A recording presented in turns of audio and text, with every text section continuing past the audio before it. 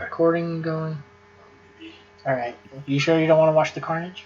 You guys have a good one.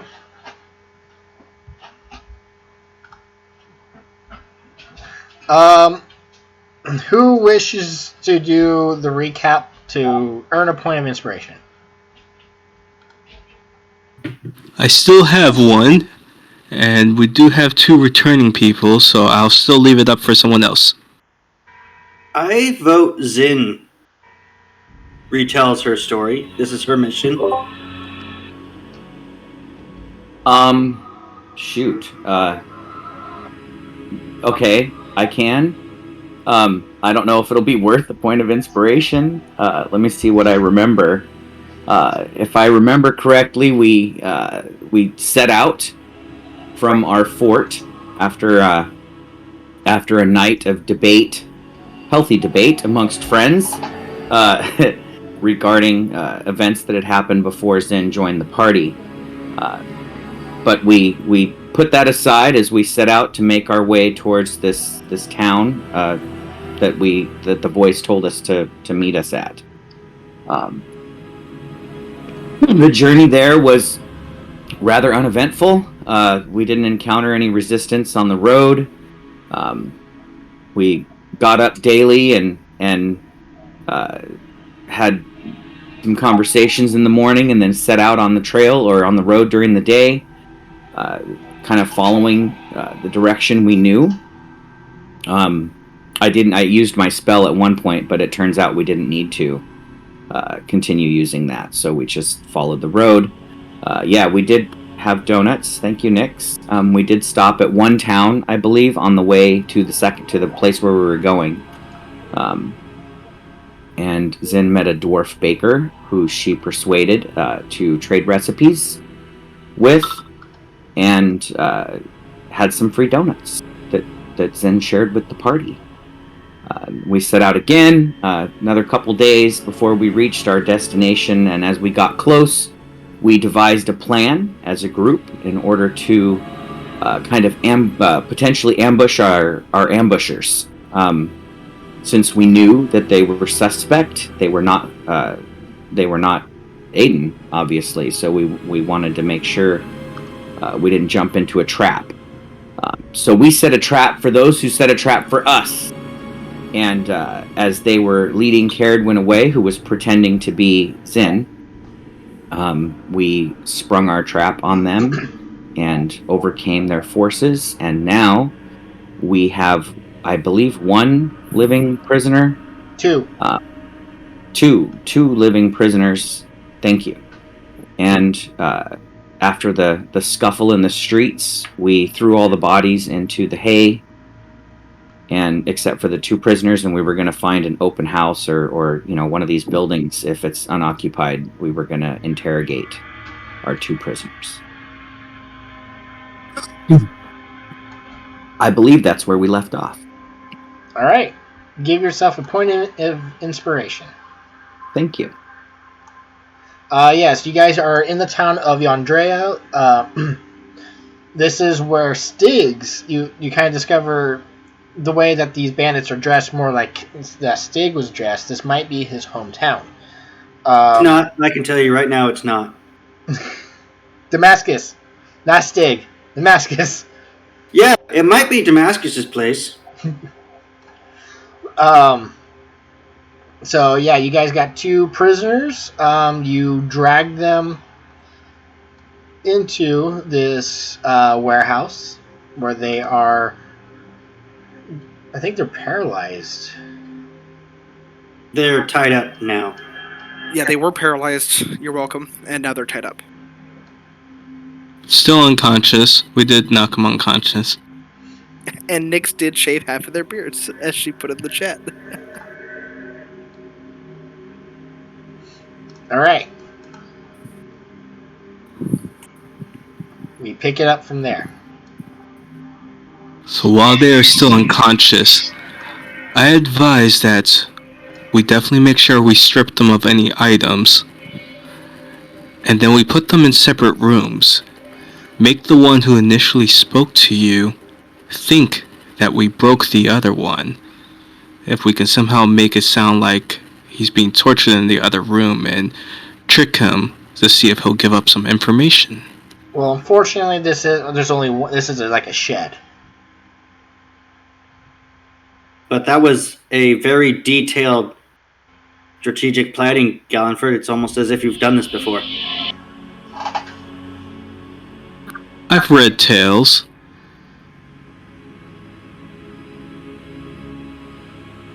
I mean, I'm not about actually torturing, but deceiving them into thinking it's happening. I think Gallenford's plan has merit.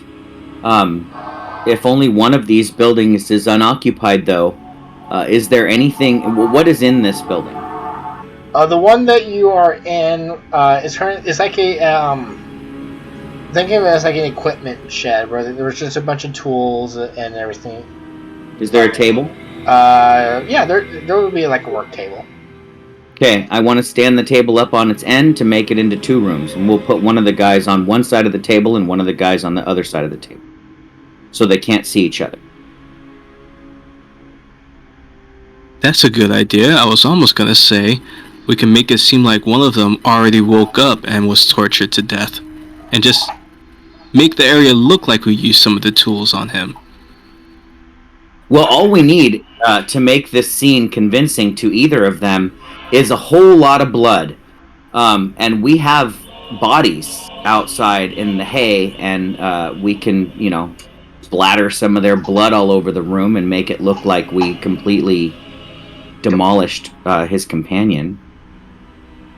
I don't mean anything by it, but this conversation is making me very uncomfortable. I'm glad I'm the only one.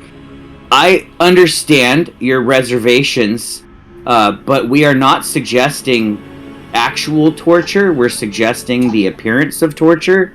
No, we're just talking about mutilating a bunch of human corpses.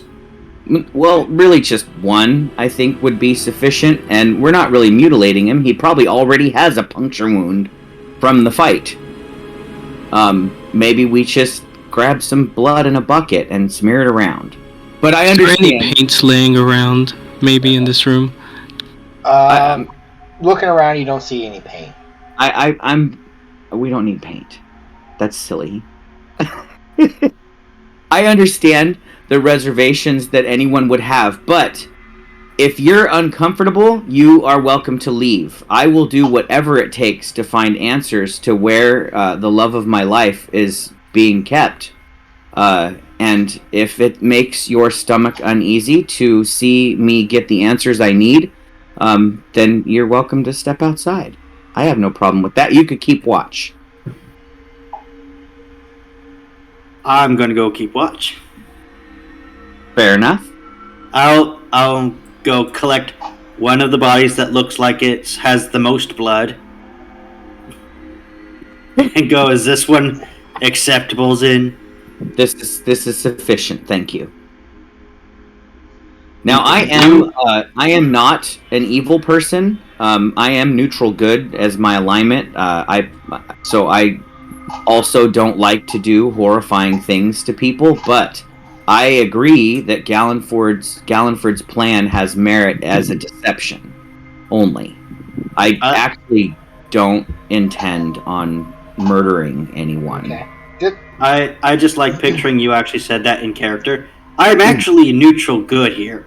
Oh, yeah, I guess I would have used different terms, but yeah, I would have stated that I also do not believe that I should harm people without provocation or that are helpless. But that said, I will stop. Like I did say that. That's the neutral portion. I would stop at nothing to get the answers that I need. Another thing we can do, because I can make sure one of them stays asleep, and then if someone wants to pretend like they are the other person on the other side and that they were gagged, all they have to do is take some acting cues from me and just act like they're trying to yell through the gag while we pretend to hit them from the other side. I'm going to be outside. Whatever. as long as I don't see it, I'm not an accomplice, right? Right. That's fair. Well, it's all acting. We won't have to actually do anything if we do it that way. Well, then we'll use the people who are good at acting. Who here is the most persuasive in or deceitful in the group? Well, for that method to work, it would have to be someone who at least can somehow imitate a male figure that was knocked out.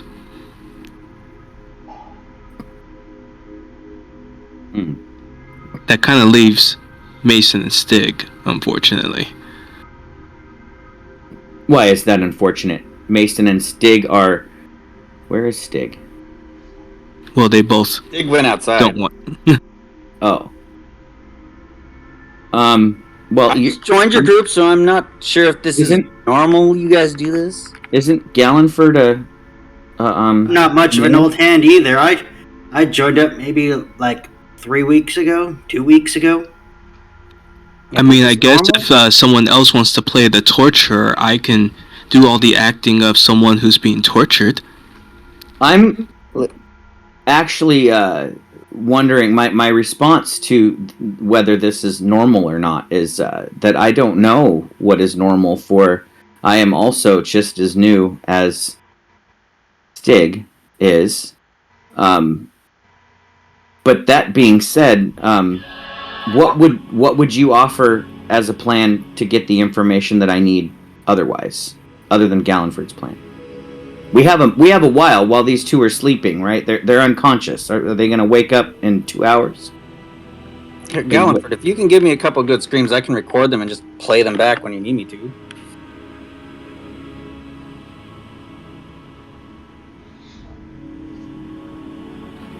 Wait. But What can you do? So I take an object, and I use an action to put the sound one on it, which is the second one, and I just record it and I go, ah! And then I touch it and it goes, ah! Exactly the same. And I just touch it again and it goes, ah! Touch, touch, touch, and just... Oh, interesting.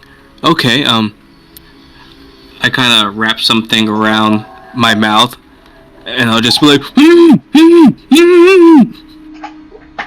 And I can record, I can put 3 effects, I can put the effects on 3 things, so I can basically have a 3-button soundboard. You're creating yourself a soundboard. Okay. That's fantastic. And then I'll just sit on the other side, and then when you give me the signal, I'll just push one. Alright.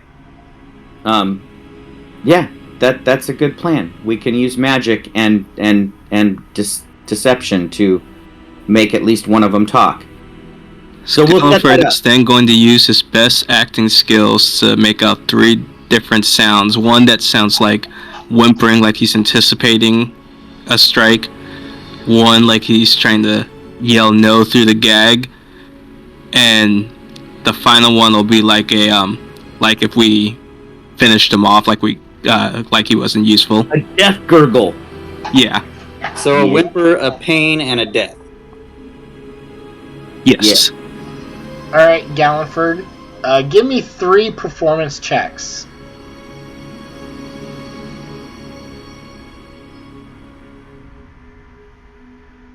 Whoops. I think it was still on that from last time. Oh, I better check mine. Okay. Now I'm gonna do them.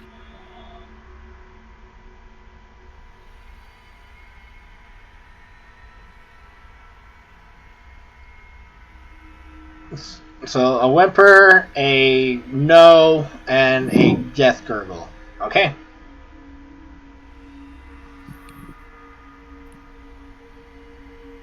Right, Have any of the residents come outside?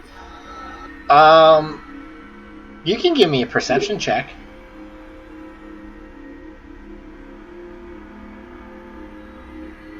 Looking around, you believe, after going through town and everything like that, or initially, and you think that the residents are kind of keeping clear of whatever activity is going on behind here.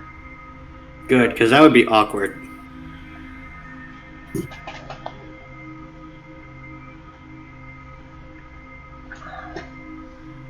Chris, are you going to use those scores in that order? Whimper, pain, Yep. and death?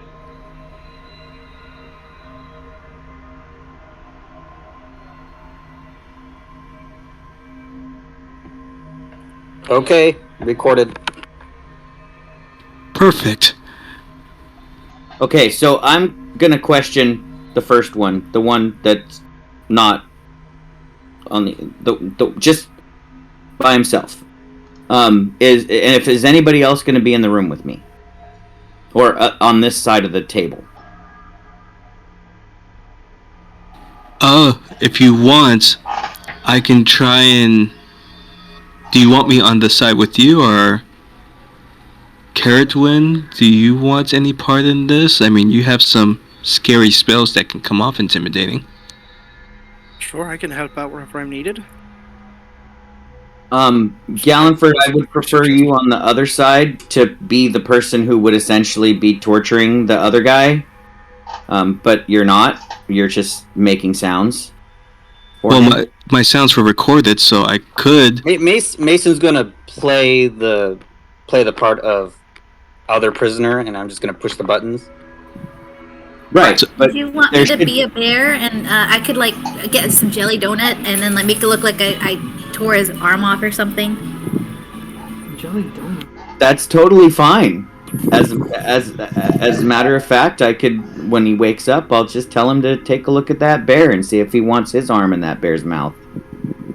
And I'll just be in the corner then, looking intimidating. I'll make my cloak. I'll change the form of my cloak to just look more like an assassin's cloak. So a cloak.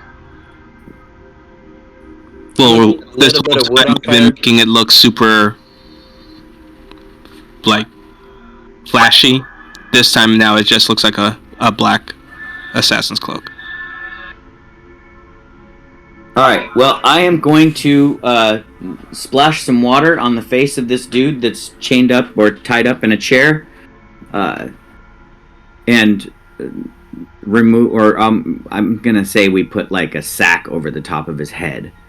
So I'm gonna remove that and splash some water on him and wake him up. Okay. Where am I? Sorry, you cut out for me. What did you say? Oh, he shakes awake. Where am I? I think where is not the important question. I think I'm the one who needs to be asking the questions here. Let's start with something simple.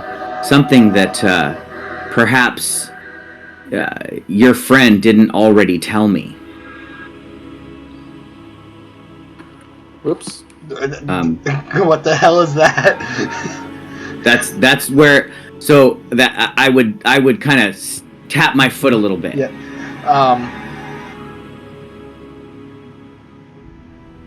He's currently being interrogated for more information, but I thought perhaps you could fill in some of the blanks. That's me tapping my foot again. Like, I'm wanting there to be, yeah, there it is. There, your Mason's doing it. He's doing the whimper.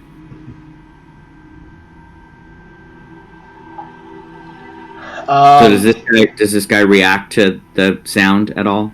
He is going.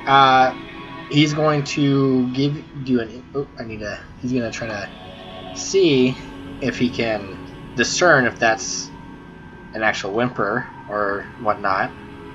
Try to see through your lies.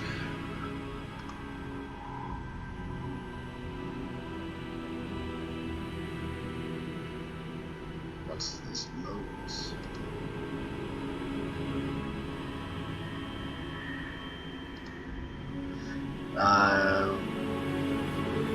Insight is wisdom, right? Correct. Yes.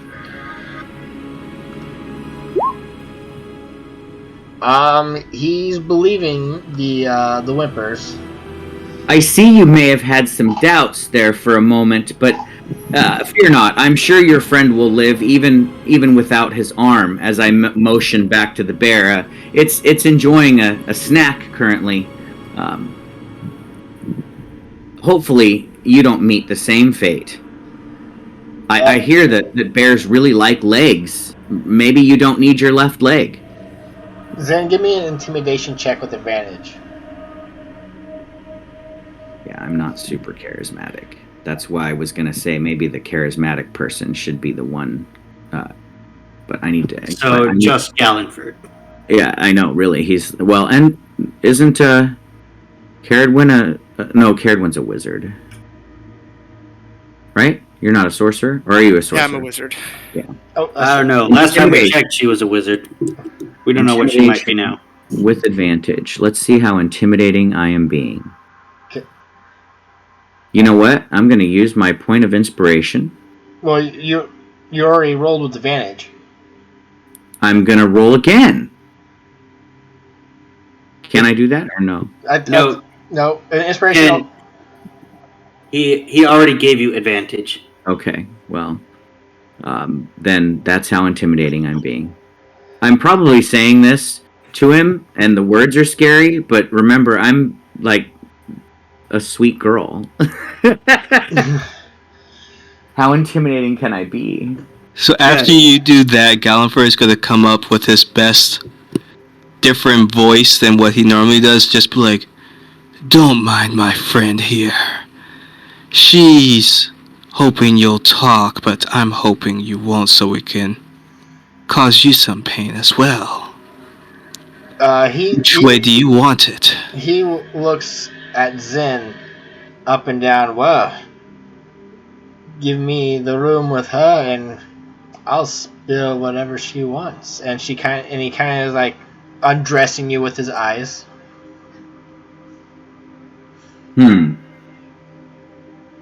I'll take it under consideration. You're thinking about your last moments. Is that your last wish? If you tell me what I want, maybe I'll make your wish come true. And what is it that you want, Missy? I want to know who spoke on the other end of this, and I'll produce the sending stone. For I am trying to locate, let's just say a friend of mine, who was supposed to have this stone, but turns out you do. Do you have it? Are you the voice I've been speaking to? He kind of... No. Then who is? Oh, sorry. Go ahead. That would be my boss. And that is?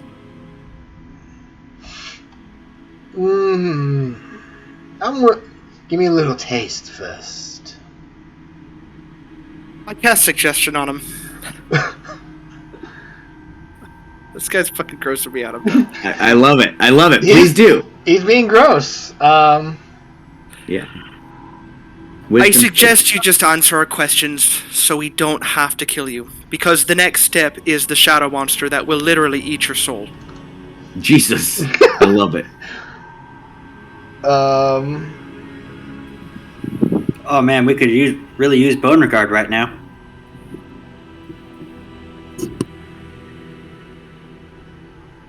So I hope you didn't say that out loud. Wisdom saving throw.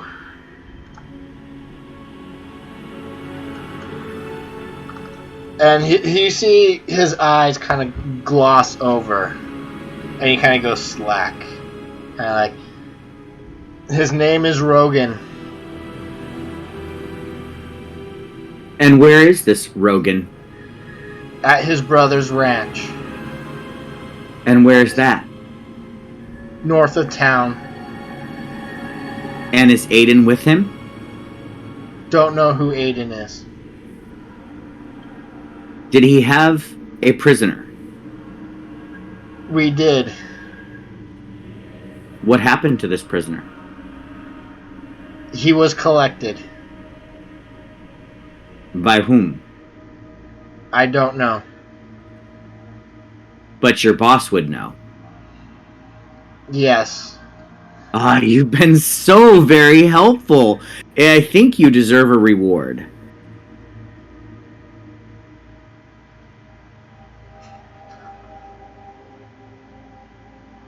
Is he gonna say anything? Because he was suggesting they answer your questions. I know. Oh, okay. You didn't ask him a question. Do you think you deserve a reward?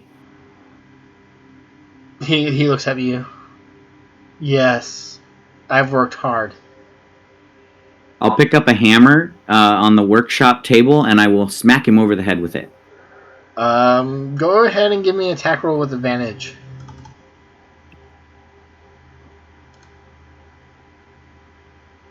A hammer is a basic, like a club, right? Would you treat that like a club?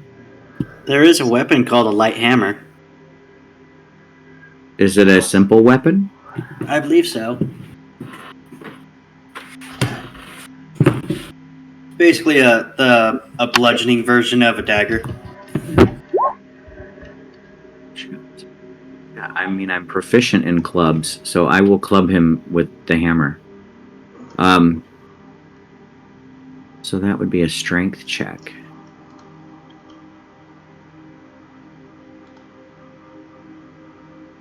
That's almost exactly. That's just a +3. What do I have that's +3?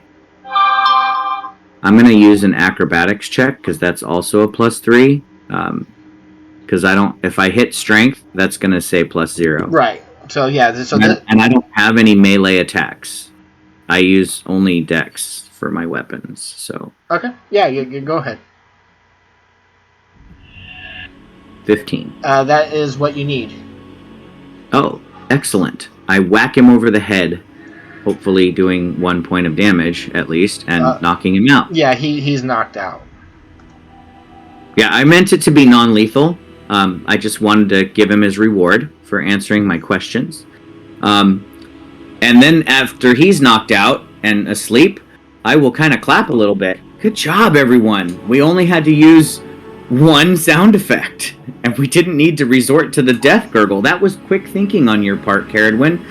Earlier, when I asked for other suggestions besides the fake torture, would have been a very good time for you to speak up.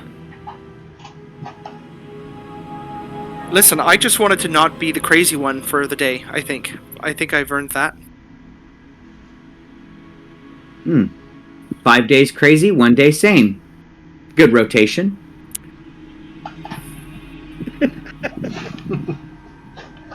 Sorry, Zin's feeling a little smartassy right now. But she's also feeling very exuberant. I did get the answers that I thought.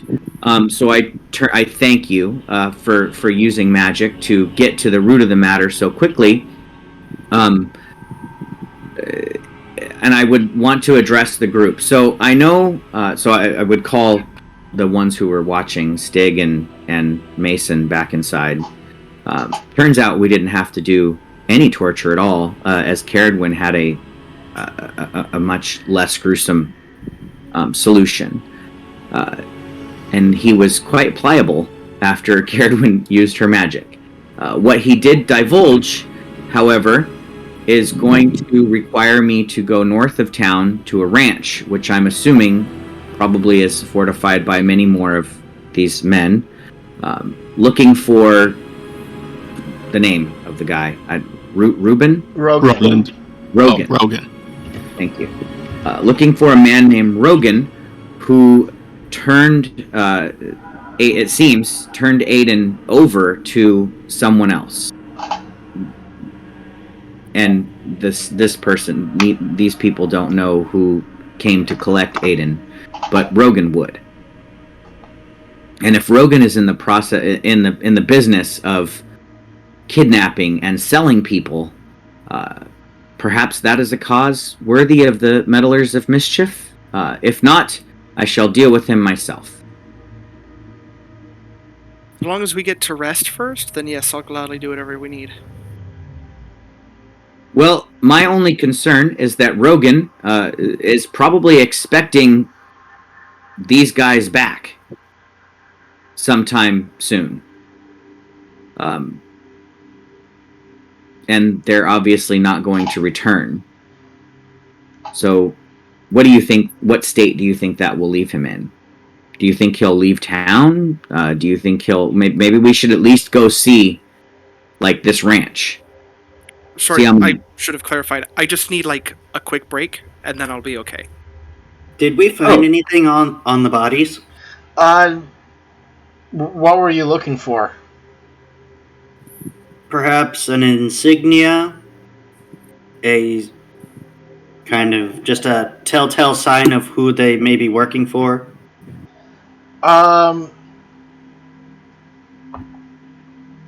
Yeah, they do have insignia on their like. They don't display it out in public, but you do see that they have like one of those like a rancher would have, like he would brand iron onto cattle that it would be stitched onto the clothing, and that would be that of like a longhorn skull. And then you can give me a history or just a general intelligence check. Just will be intelligence, not history. While you're making that check, I would respond to you, Caradwin, regarding your rest idea. Perhaps it might be a good idea to go to a tavern and get a drink and listen and ask some of the local people if they know who this Rogan person is. Maybe we can collect some information on Rogan from the townsfolk, taking a rest in a tavern. Do we know how far the ranch is? We probably have to go find out. He said it was north of town, but we can ask the common folk if they know who this Rogan person is and where the ranch is. Sig, no idea. Gallenford. I'm just very upset that they ruined a perfectly good piece of leather.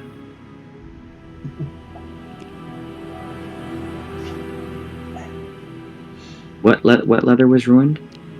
Stig was trying to identify the brand on their clothes, and he crit failed. Oh, gotcha. So he goes, what a way to treat a perfectly good coat.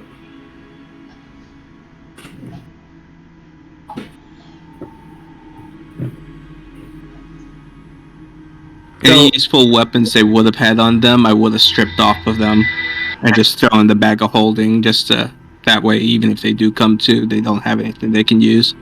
Are you talking about the people you have tied up? Yes. They have a dagger and a blade, a sword. Yeah, they have a short sword and a dagger. I would recommend that we move them maybe a mile outside of town and leave them tied to a tree. Just because my concern is that when they wake up, they're going to go right back to the ranch and report what happened. And I would like to get to the ranch before they do, if at all possible. How late is it in the day? Is it dark already? It's dark now. Yeah, he said it was dusk when we met up with them, like sunset.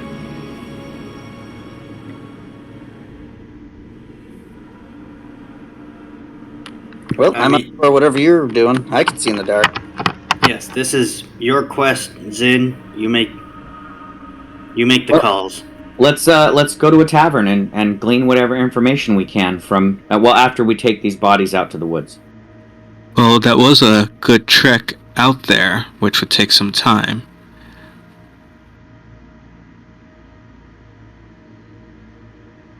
All right, you know what? Would it be okay just to tie him up in here on one of the support beams? Or if we can pull a beam up to the ceiling, maybe we could just hang them upside down. There's no support. This is a shed. All right, we'll just tie and gag them.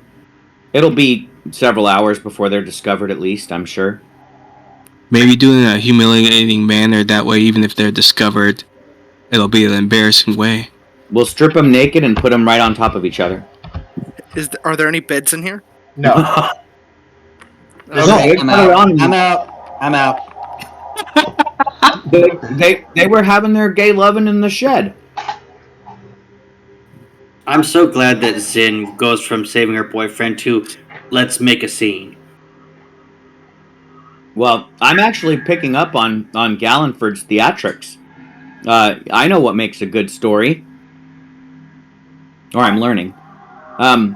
So, yeah, we'll just strip off all their clothes and tie them up and gag them and lay them next to each other.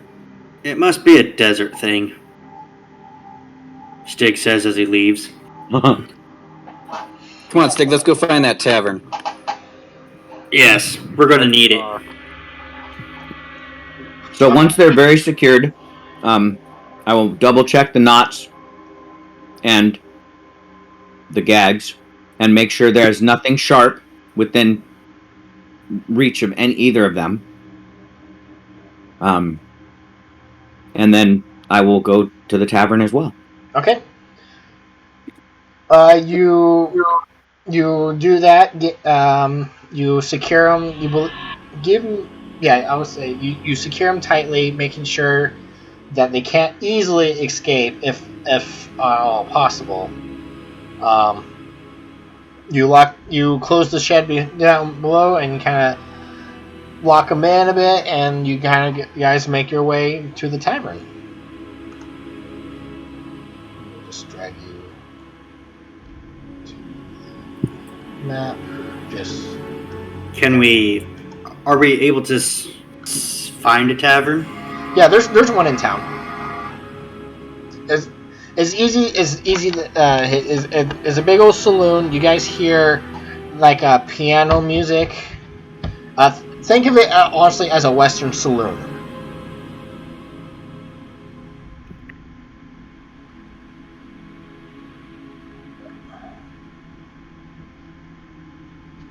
We'll have to push the doors open and walk in like we own the place. All right. People kind of turn and look. You see a couple people playing cards. You see the bartender, wiping down the mug. There's a lot of ranchers here. Perfect. Are there any that look like the guys we just took down? Give me a perception check.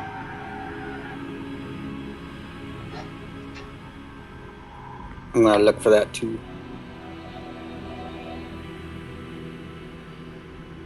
Just the type of salt-of-the-earth people that I love. And I'll just kind of throw my arm around some random rancher and say, would you be kind enough to buy a lady a drink? Real quick.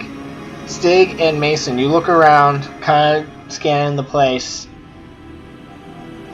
You don't see any in the saloon. You're in the main parlor area.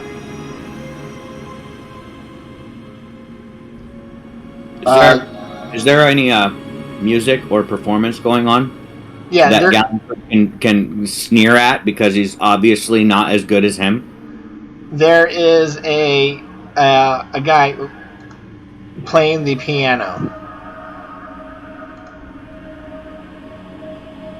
Gallenford's gonna walk up and make friendly with the piano player. Play me a song, Mr. Piano Man. Did the guy respond to buying me a drink? Yeah, I was going to get to that. I wanted to resolve the perception checks first. Gotcha. He looks at you. He has a handlebar mustache. Leather vest, boots on. I was never a bear. Sorry, Nix. Nyx was. Yeah, she's still a bear. He asked. I'm married, and kind of just shrugs you off. Oh, well, I wasn't asking for a proposition or anything, but actually, what I am really here for, besides a drink, and I'll kind of wave to the server or bartender to bring me a drink. Yep. And then I'll say, I'm actually looking for work. I've been kind of down on my luck, and I've heard that there's a rancher north of town by the name of Rogan might be hiring some help. Have you heard of this man? Is he trustworthy? Are you? You're not whispering this or anything, are you? You're just saying this out loud, right? Yeah. People stop and stare, and they kind of get up and walk out of the bar. The whole bar empty? Not everybody, but people are like, "Oh shit, we're getting out of here." Does the guy I was talking to leave? The guy kind of like he looks at you, and why would you want to work for him? I've been a ranch hand before. He's a rancher. Is he not a rancher? I heard he had a ranch north of town. This would Does anybody know an Aiden? Silence on that. But Zen, give me. You're not. Are you? I can't remember. You're deceiving him about being a ranch hand, right? Well, I have never been a ranch hand, but how would he know that? That's what I'm saying. That's what I'm trying to get. I don't know if this will be a persuasion or a deception check. I mean, I have never been a ranch hand. I can make a deception check. Give me a deception check. Are you trying to deceive him that you're a rancher, or persuade him to tell you about road? I'm really just telling him that I need work. I mean... Okay, you're trying to deceive him that you're a poor rancher looking for work. Yes. Okay, yeah, that's okay. Give me a deception check. Okay. 1 second. Taking the lasagna out of the oven. You said you're taking the bun out of the oven? I'm taking the lasagna out of the oven. Oh, okay. I was saying, Zen just gives. You guys see Zen giving birth. Deception. Not with advantage.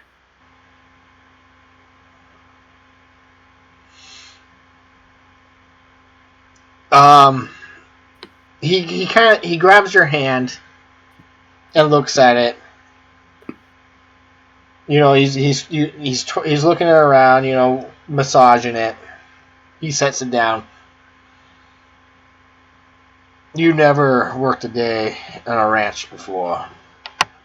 I did grow up in the harsh desert sands as a desert nomadic warrior, protecting oases from attacking bandits. I don't know exactly how soft my hands would be if that was pretty much my whole life, based on the backstory that I sent you. Right. But he's looking. He is. I mean, he's looking for definitely for wear and tear of that would be noticeable for a ranch hand. Obviously, there's. I mean, people could have rough hands, but he as a rancher himself, he knows what he's looking for. Okay. Oh, you got me there. But you know, a career change is always good. Is this Rogan guy a rancher or not? Of sorts. What does that mean?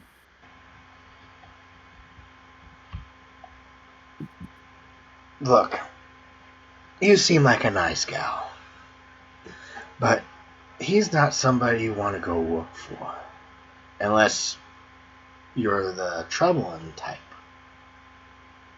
Doesn't if he's doing something untoward, wouldn't the law here in town take care of it? He is the law. Ah, so it's that kind of place. You're afraid of him then. And so are all those other people who skedaddled. He's not. Ever since he came back, he's not someone you want to cross. Well, oh look, there's my drink here. Looks like my drink is here. It's been nice chatting with you. Thank you for the information. Have a good evening. And I'll turn around and go sit at another table and drink my drink. Okay. He downs his shot, and the guy you just met with, he collects his hat and walks out. But you're definitely getting some stares. Like, people are staring at you, but keeping a wide berth.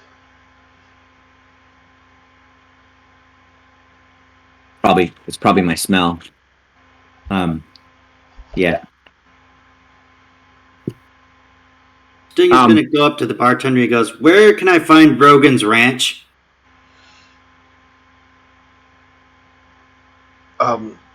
He's kind of he adjusts his spectacles. And may I ask why, good sir? Because I'm looking for him. Mr. Rogan, though, he doesn't really like to be disturbed.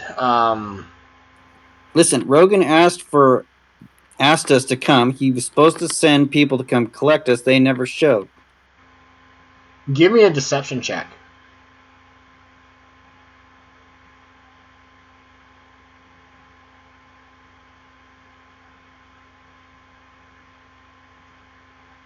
Right. You don't seem like the normal people he would collect. Well, you got two choices. You can either tell us where his ranch is, or we can stay here.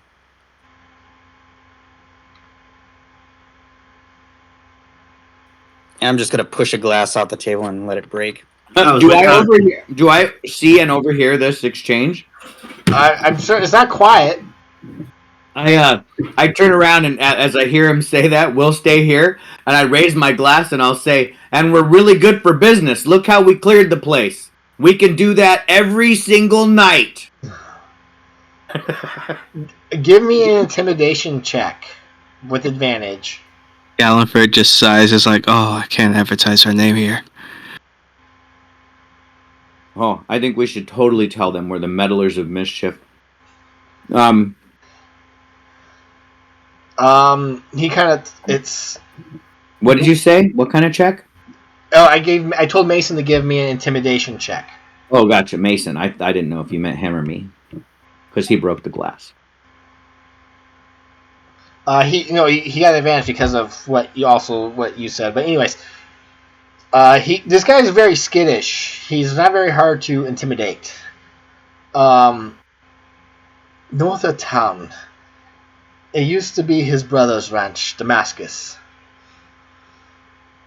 Can you give me some more details? Distance, which roads to take, how long is it going to get there? Not very far. Easy, not hard to find. Is the one with all the horses. And they're talking pretty. Can I hear them from where I went with the piano? No. He's now whispering this. And how will we recognize this Rogan? He carries a unique item. He supposedly got it commissioned or whatnot from that tech city, Aelipoli. He made care to be a little bit more specific? Metal cylinder, a very fancy crossbow, so to speak. Turns to Mason. Sounds like anything you would recognize. I've dealt with crossbows and stuff, but the only crossbow thing that had a cylinder or whatever is something Jason had. I didn't ask about it though. Does he look like his brother? Gallenford will say, striding over after he heard the name Damascus. Well, this is whispering. You wouldn't have heard it. Oh, I thought you said he wasn't whispering. No, okay, he is whispering. You're not. Yeah. Wait, Damascus, a party member? Mm-hmm. So this Rogan guy was Damascus' brother? If you remember, Damascus is the one who was taking Aiden's body back. Right. No, Aiden- no, hold Other way on. The other way. Flip it. The other way. Other way. Yeah. No, I didn't know. Okay, so Funny, you two remember. The only people who know this are two members who don't know Damascus. Yep. Well, I think we have enough to get ourselves started, don't you think, Mason? yeah, has it been a long enough rest for a short rest? Uh, I don't think he answered my question. Like, is it going to take an hour to get there? it's not very far. Easy to find. Well, not very far by horse, wagon, walking, flying. Walking. Yeah, he wasn't being very specific, was he? You could take. Well, he's talking to a 6-foot half orc and a fire genasi wearing Iron Man suit. You know, the fire genasi might be kind of useful because Aiden was also one. You could just say, "Does somebody look kind of like this?" But I guess Aiden. Don't be. Not all fire genasis look the same. Okay. That's true. That's true. I was just gonna say Aiden actually looked way more human than fire genasi. Walk. You could walk there in about 10 minutes from town. There's a big old sign out front. You can see their emblem out there. The skull, a longhorn skull. That's what their home base is now. These ruffians. Just this enlightenment on Stig's face. Oh, that's what it was. Right. They've grown since the time they've been gone. First, they were just a small gang, and now, now they have expanded. Any guess on their number? Can't say for sure, but well, whatever you do, well, whatever it is, you best mark it down by about 12. And then I will walk away.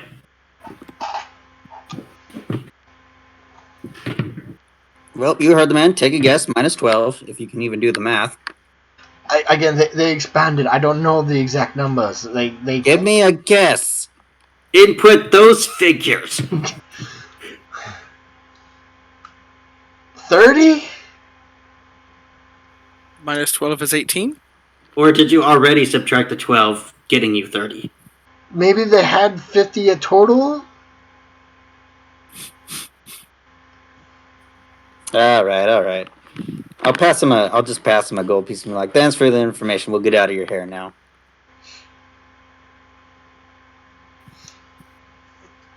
He takes it. Thank you, and he shakily puts it away and walks away. All right, guys. We found out there's between 18 to 30 left at the bartender's guess. The ranch Rough estimate of 30. The ranch is about 10 minutes walk from here north. But that's before the several that we killed, right? Because he doesn't know that we murdered a bunch of dudes in the alley. We told him take a guess, minus 18 or minus 12. One lesson's in, always expect the worst. Always expect the worst outcome.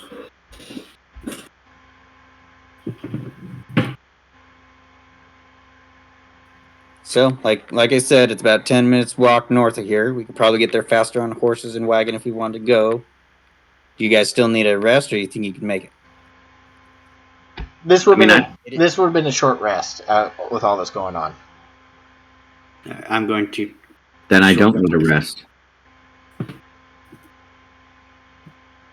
And this whole time, Gallenford was over with the piano player, just trying to play along with them and just talking to him about the town. See if you can get more information about the place.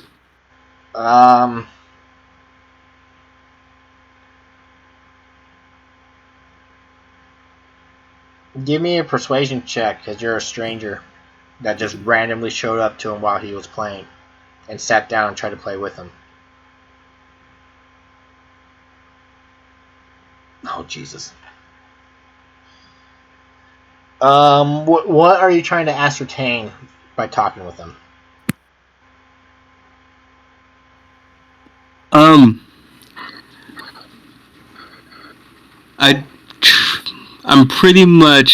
I'm just trying to subtly find out if Damascus was well known here. What's the town known for? Does it have any heroes or things that they'd like improved?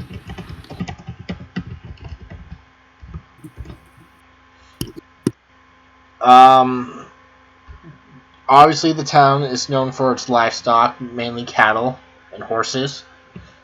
There's no like local heroes or anything like that. There's the gang or the bandit group now as the Goodfellas that have kind of taken over the town.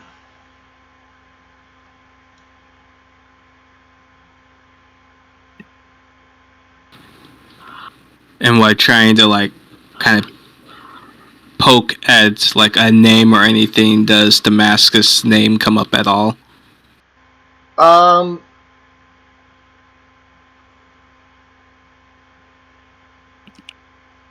Yeah, I would say Damascus used to run with the gang used to run with the gang before he met his wife and settled down.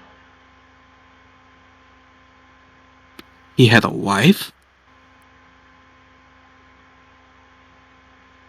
That's tragic.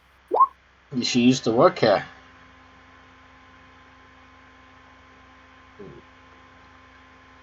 Until his brother came and collected her. Her and his daughter. So he had a family, and his brother took them? Where they are, I don't know. Haven't seen them since.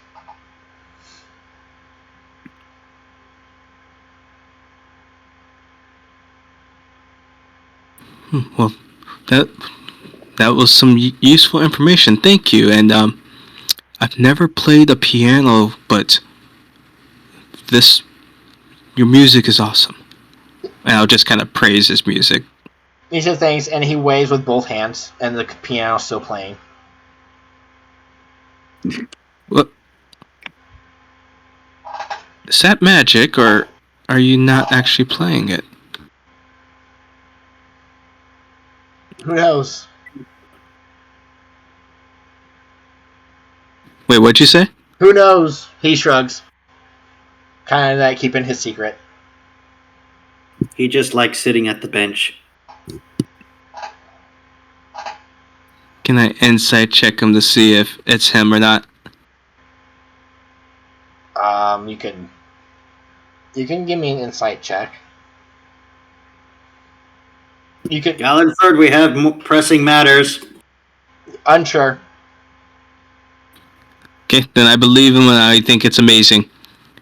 You're gonna have to teach me that when I'm done with my other business.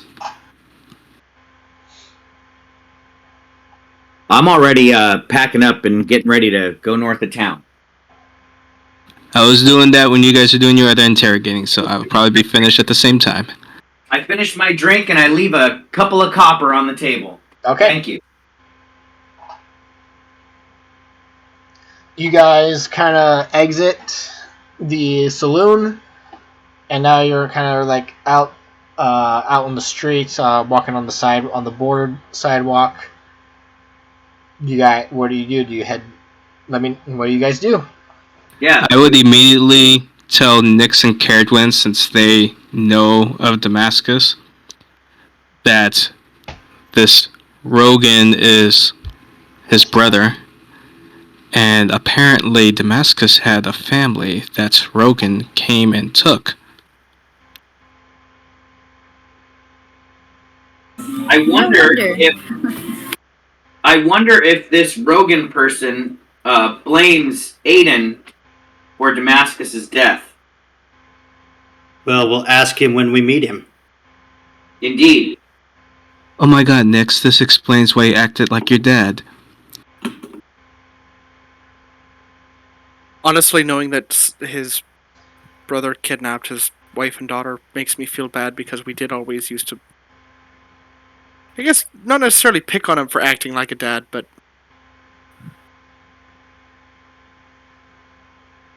this doesn't feel great. Well, let's go avenge him. Well, we'll see. I don't know what Rogan's purpose is. Maybe he just misses his brother. Well, how can you... That's no excuse to kidnap someone's family. Well, we don't. What are the traditions here? I come from a faraway land. Maybe when your brother's spouse dies and you're unmarried, you get to claim their family. I don't know. Is that normal here? No. Shall we discuss this on the road? To win and everyone, because I'm from the Feywild, so I technically wouldn't know either. Yeah, that's not normal. All right. Well, then, yeah, definitely he should. He's obviously into kidnapping. We should probably invest. We should probably free his slaves as long as I figure out who he sold Aiden to. Sorry, does that happen to you? Where I'm from? Yeah. No. Where I'm from, the women determine the fate of relationship. Oh, thank God. Honestly, I should move down there. We would love to have you. As long as you like the heat. I can tolerate it.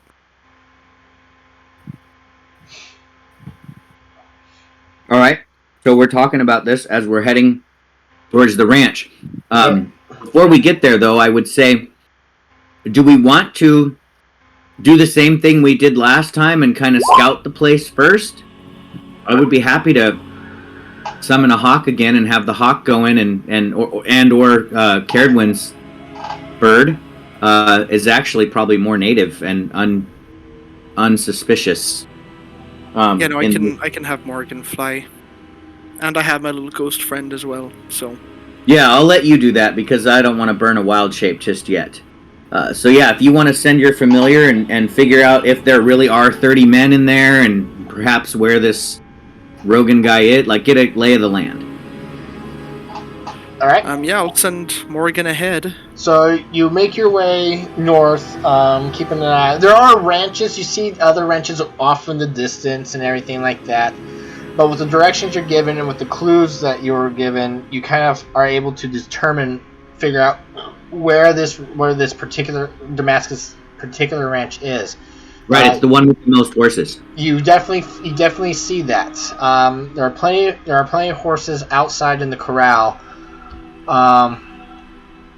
And you guys, as you approach, are you jaunting your way up, or kind of being... We're not approaching until after the scouting.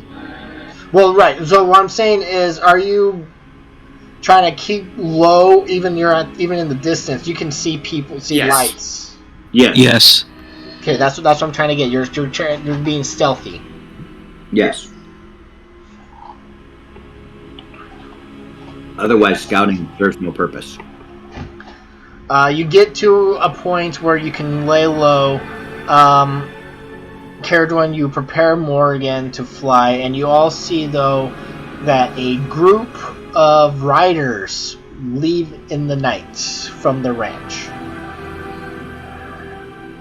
Well, Can Morgan get close enough to see if any of the riders look familiar? This is before Morgan takes off. You guys are getting ready, and then a group of riders leaves the ranch. I'm gonna try to just count out how many riders that we see leaving, or at least get an estimate. I also want to note the direction they're going in. Give me... Okay. Gallenford, perception, Zen, nature. Or no, survival to try to get the direction. Actually, I think that my background probably covers that. Let me post my background. Apparently, I didn't create a card for it, and I should have.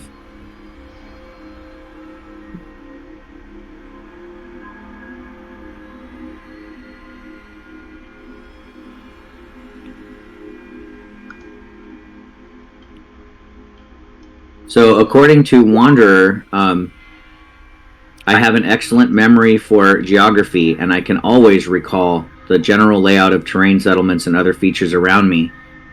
So, because we did see a map of this area before we left, I would essentially know what direction they're headed. Okay, yeah, they are definitely heading.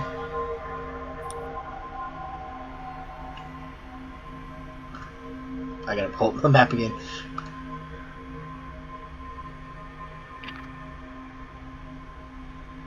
They are heading east. They get on a trail and they head east. That's the way we were coming from. Maybe they're going to our base, guys. Okay. Yeah, that's all. I just wanted to note the direction they were going. I can find their trail later.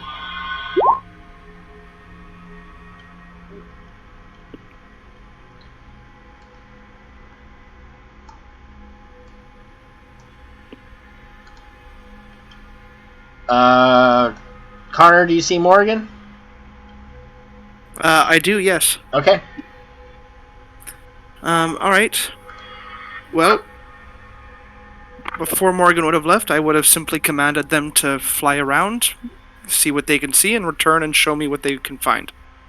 Alright. So Morgan is just going to circle the area. I don't know if you want me to...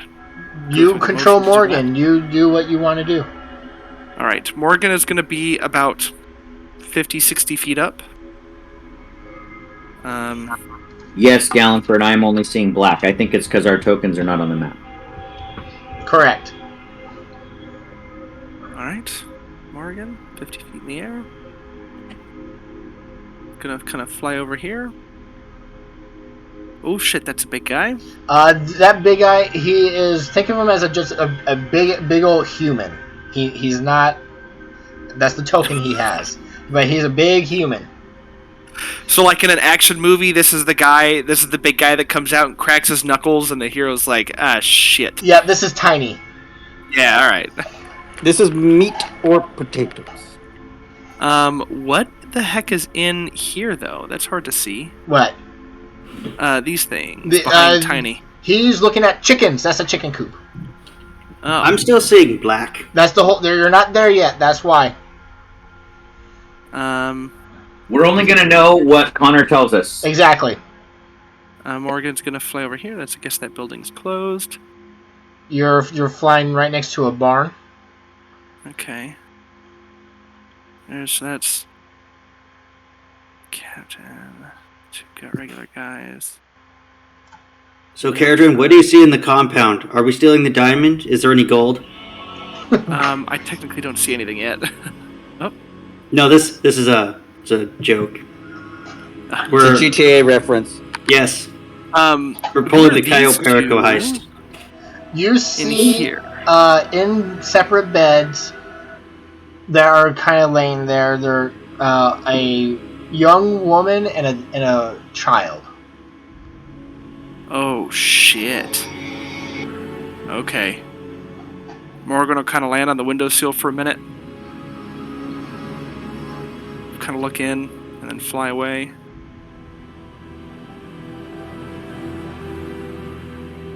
There's nothing in that window. Some bandits kind of land here. Caw a little bit. Kind of fly off. And head back to us. Okay.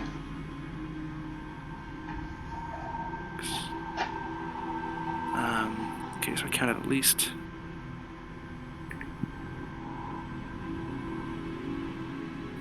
Okay. At least 6 plus the 2 kids. Okay, yeah, Morgan will make their way back. And I will... Once they return, I'll tell the group, well... or Morgan will tell me telepathically everything that happened. And I'll look at the group and say, well, I think, one, there's actually not that many people there. There's a really big dude, and he looks kind of intimidating, but other than that, they don't look too crazy. Did anyone look like your prior mate? That's a good question. I don't think so. Everybody look kind of chill. I will say what Morgan did see is a lady and a kid.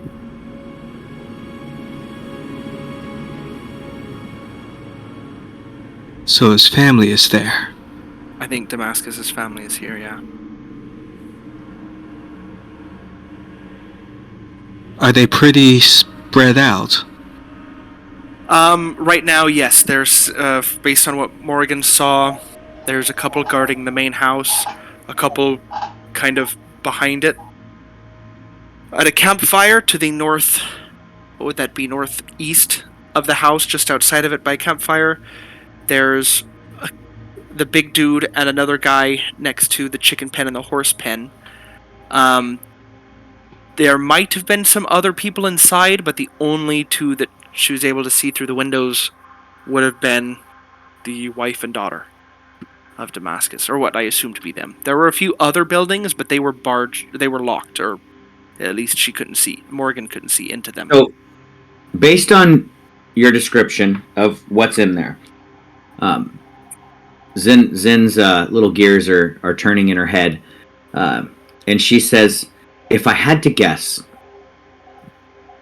I would bet that the group of men that we saw or witnessed leaving earlier probably included Rogan. While it is in my personal best interest to try and stay on his trail before it's lost, I would be willing, because you're willing so far to help me in finding Aiden, to set this right for your former party member Damascus, if that's what your intention is. I wouldn't necessarily count Rogan as not being there. She just didn't see him outside. It's possible that he could still be there. If he is, then it's a win-win for me and you. All I know is this would be the optimal situation to get those two out of there. Do we want to try and sneak them out, or should we try and take out each group one by one? You said those guys rode east. Is that towards the village we just left? No, the village we left was south of us. Was it? Okay. You guys are north of the village of Yandrea. They're heading east towards Hume, the dwarven settlement that you guys got the donuts from. What would they do in Hume? But either way, I do think that we can rescue Damascus's family from these kidnappers. Do you think this would be a situation of this would cause a distraction of sorts? Perhaps well, we could light a barn on fire. I was just going to say that. Good thinking. I guess great minds think alike. Indeed. I also like fire. Mason, you got anything in your bag of tricks?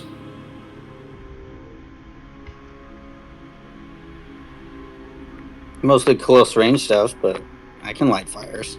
Can anyone light a fire from somewhat of a distance? I can throw a little tiny fireball like Nyx can, but only up to 30 feet, I believe, is the range of produced flame. Well, I've got a fireball spell, which is 150 feet, and I have create bonfire, which is 60. That would be a more sustained blaze. Right. I think bonfire is a good... I think 60 feet is fine. If we find a bush to hide in 60 feet away from the barn, and you set the barn on a bonfire, then we can just watch and see who comes out to deal with it. That works for me.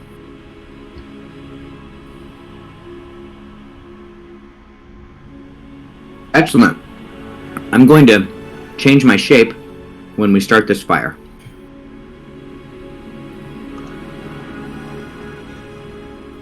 Alright. So you guys begin to make your way. Where is it? You guys are here.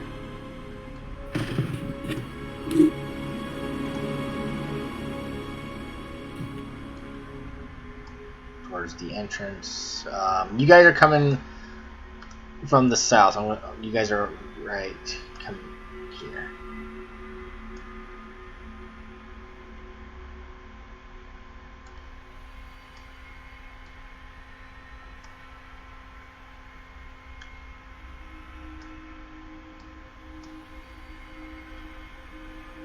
Are these tall fences or just regular fences? Well, these are just kind of like regular fences. They're not tall. They're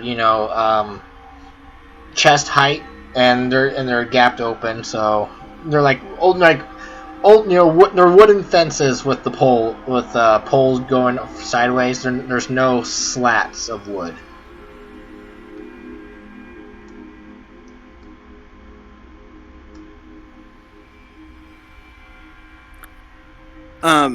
Would you be able to give me dark vision to 60 feet? Because I have the goggles of night. Because I think I see things. Oh, hey, there's a cinder on the map. Did you mean to have cinder over here in this room? Thank you. Let me. Oh. Oh my gosh! Actually, I realized something. We don't even have to get within 60 feet to start the fire. How do you see cinder? The fact that you can cast spells through Morrigan. I can actually cast spells. I can only cast touch spells through Morrigan. I can cast spells through this guy though, and he has a range of 300 feet. Ken, how are you seeing cinder? Because I have control of cinder. Cinder is my token. I should have. I thought I got rid of that. Unless I didn't save it. I can still edit Cinder's character sheet. I forgot to save the changes. Okay, now my screen went completely black. So, which is okay, because Zin doesn't have dark vision. So is it completely pitch black? There should be light. Well, then I don't have vision on my token. There we go. There. Now I see. Yeah, there I am. I forgot to save changes. You weren't supposed to see Cinder. Well, I saw Cinder. He's in a room over there. In a cage. Being guarded. But I don't know that. Oh, those are cute little torches. They look like little torches. I like it. I put them on the map layer. I couldn't put them on the GM layer because then you wouldn't be able to see. I had to put them on the map layer. Yeah. You can also put them on the vision layer if you don't want the torches to show. You just want the light to show. The dynamic lighting? Yeah. Oh, okay. I couldn't figure that out, so this is fine. Those are like little lamp posts. Do you see that they're kind of lighting up the area a little bit? Yep.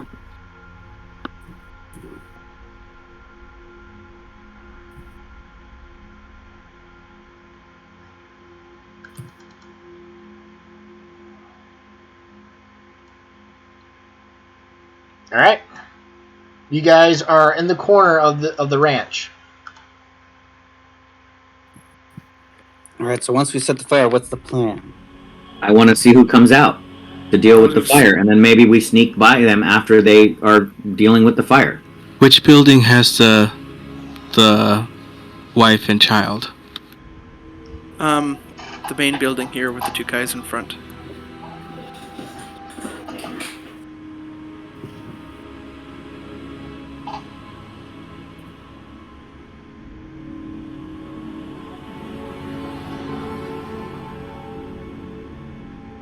So, who's going to go in and get him?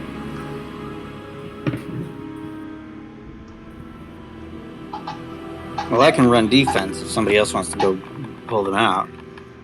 Well, I can pick locks and stuff if we need that.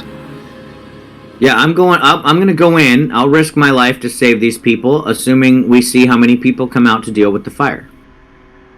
That's all.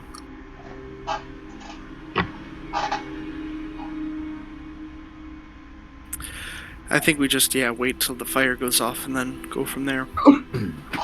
Yeah. So we're just gonna wing it. Now, are you trying to hit some of them with this fire, or are you just setting the building on fire?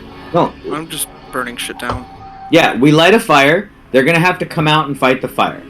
While they're fighting the fire, we sneak past them to the building where the people are being held. So who here knows Damascus? Because whoever knew this guy should be the one to introduce ourselves. Myself, Nix, and Gallantford. Ooh, that would be very helpful. Nix, if you use that while we're sneaking past them and they're dealing with the fire.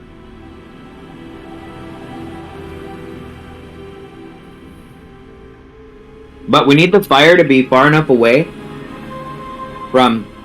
Well, we need the fire to be raging enough so that its noise is louder than whatever noise we might make if people stay behind to guard the house. Yeah, listen, if I cast it over here, back in this corner, past where the horses are going to eventually run. So what I'm going to do is I'm going to send my awakened mind That's brilliant. the long way around, and he can just float along the ground. He does also have... He should have, like, dark vision, I believe. Let me double check. Does Nix have dark vision, Carla?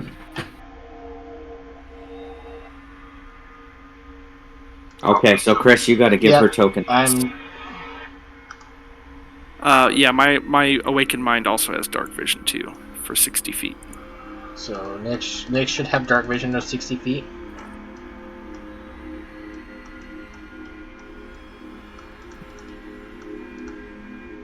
And Carla, we're on the bottom part of the map, in case you didn't know. Here's how I think. I think Caradwin sets off a distraction, and then we're going to have retrieval and deterrent teams. Well, I think retrieval team should probably be, as you said, the people that knew Damascus, which would be the three of us. Me, Damascus, and Nix. You mean Gallantford? Gallantford, sorry. He came up a lot today, and my mind is stuck on the name. And then the rest of us run interference? I think that would be best. But you also don't have to reveal yourselves if you don't have to. If we wait for the fire to go off and the horses to leave. Yeah. We're really trying to draw as many of them away from the building as possible. No. And if we get the horses out of here, they'll do that. Deterrent team is in case any of them start heading back. So it's like this. You set the fire, people run towards it, everybody runs into the house, the retrieval team goes upstairs to get her, while the interference team stays downstairs to guard the door. I like that. That sounds like a better idea. Break! That was a good huddle. Good job, team. Yeah, that's like being in the military all over again. Yeah. So Chris, are you able to give my awakened mind dark vision as well so I can see? My computer's going slow at the moment. So oh, okay. You gotta give me a second. No, that's fine. I'm on a laptop, not on my console. Mason, I don't know if you can switch your stats. I don't know how you switch your armor over. I would have had to do it during the short rest.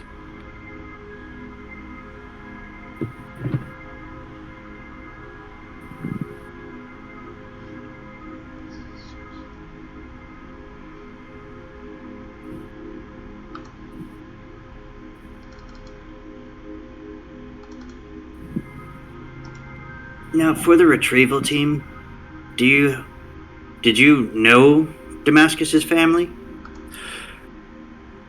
No, he but didn't open up about his family. I have a hunch that they might have some similarities to you two. And I point at Nyx and Caradwin. I'm just curious because why are they going to trust you any more than they trust them? I can be very persuasive. Well, if Me they don't know neither. he's dead, I can disguise self. Which is Maybe kind of mean. maybe Zen should go with the retrieval team in case Aiden's up there. Oh, Oh, that's true. I didn't think of that. Yes. I'll Because go we with can we have a few people who can vouch for Damascus and a person who can vouch for Aiden. Right. Caradrin, I know it would be sticking you with me, but would you mind being with Deterrent? Yeah, I can do that. I can launch a fireball if needed. Nice. And actually, I can send Morgan in with the retrieval team, so at least we have eyes on him.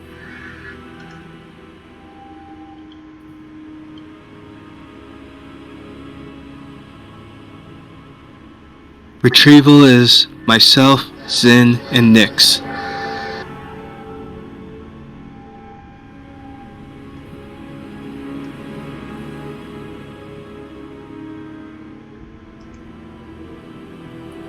And then interference is Caradwin, Stig, and Mason. All right, light that fire.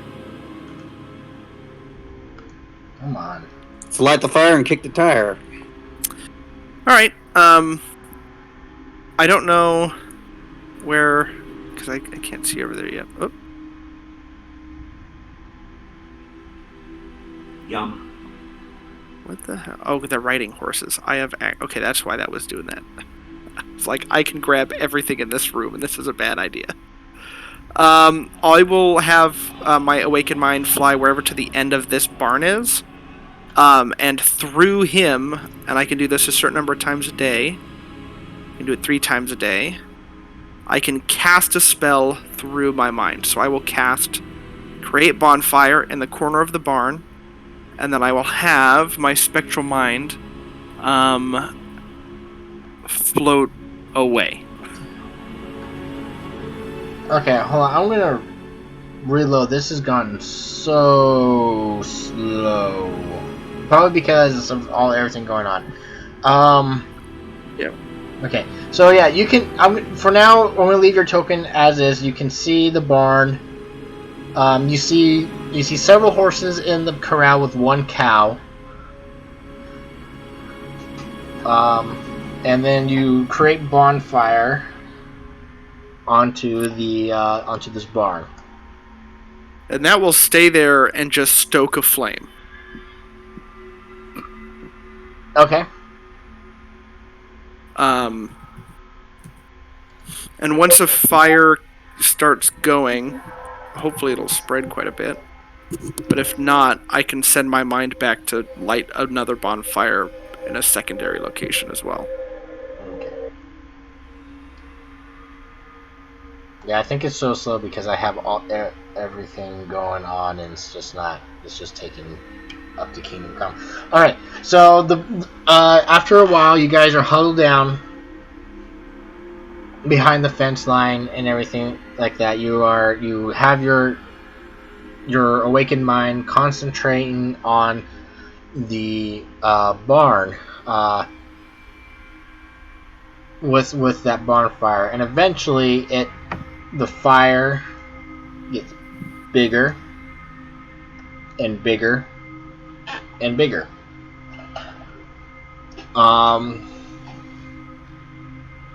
You definitely you begin to hear noises, people shouting, "Fire! Fire! Fire!"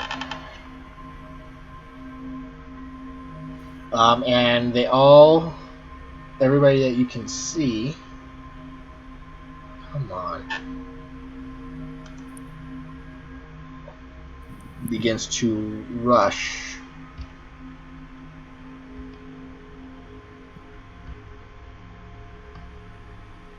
over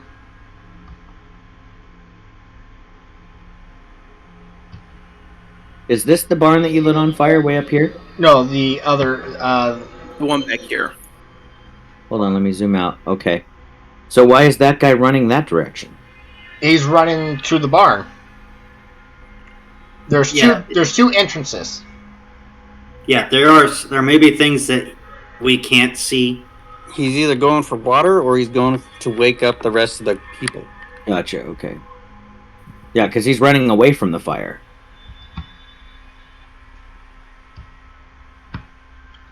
Fire can be a scary thing. And I'm hoping it spreads to the fences as well and the horses start jumping over. You see. How high are the fences? How high are the fences? Like these kind of fences. The ones around the corral are a little taller, but they're. I'm asking about the ones we have to vault over to get to the house. Oh, the ones on the outside are chest high. But then there's a deck that's about 5 feet off the ground.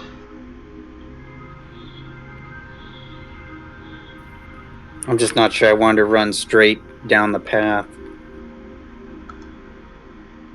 Well, what's this right here?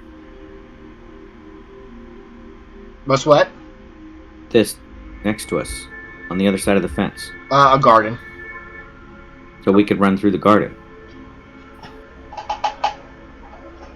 Are you saying we could tiptoe through the tulips? Yes, I think we should absolutely tiptoe through the tulips. We leap over this fence, we run through the garden and go straight for the house when they start looking at the fire.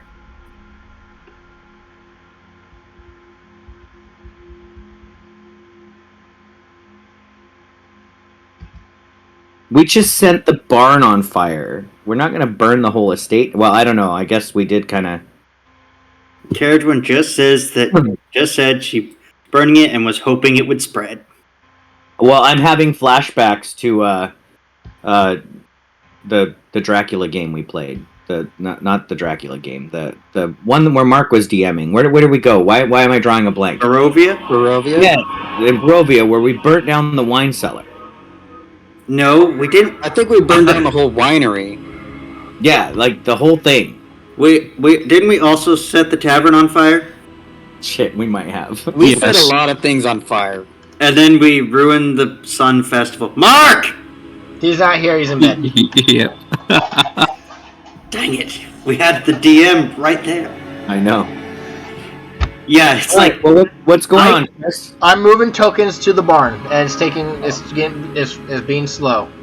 You know, Ken, I actually forgot somebody burnt down the winery. Why are they all moving away from the fire? The fire is they're not going away from the fire. They're going towards the barn that's on fire. I thought the fire was over here. Well, that's where I started it, but that doesn't mean that's where it's at right now. All right. Well, they seem like they're going for the fire. I think it's actually pretty rational that Zin goes. Where are they going? Yeah, Nyx casts the spell. Just waiting for the last person to. So I'm gonna be as quietly as I can. I'm gonna leap over that fence and tiptoe through the tulips to get to the house, trying not to attract attention. There's still one guy at the door that I'm moving him next.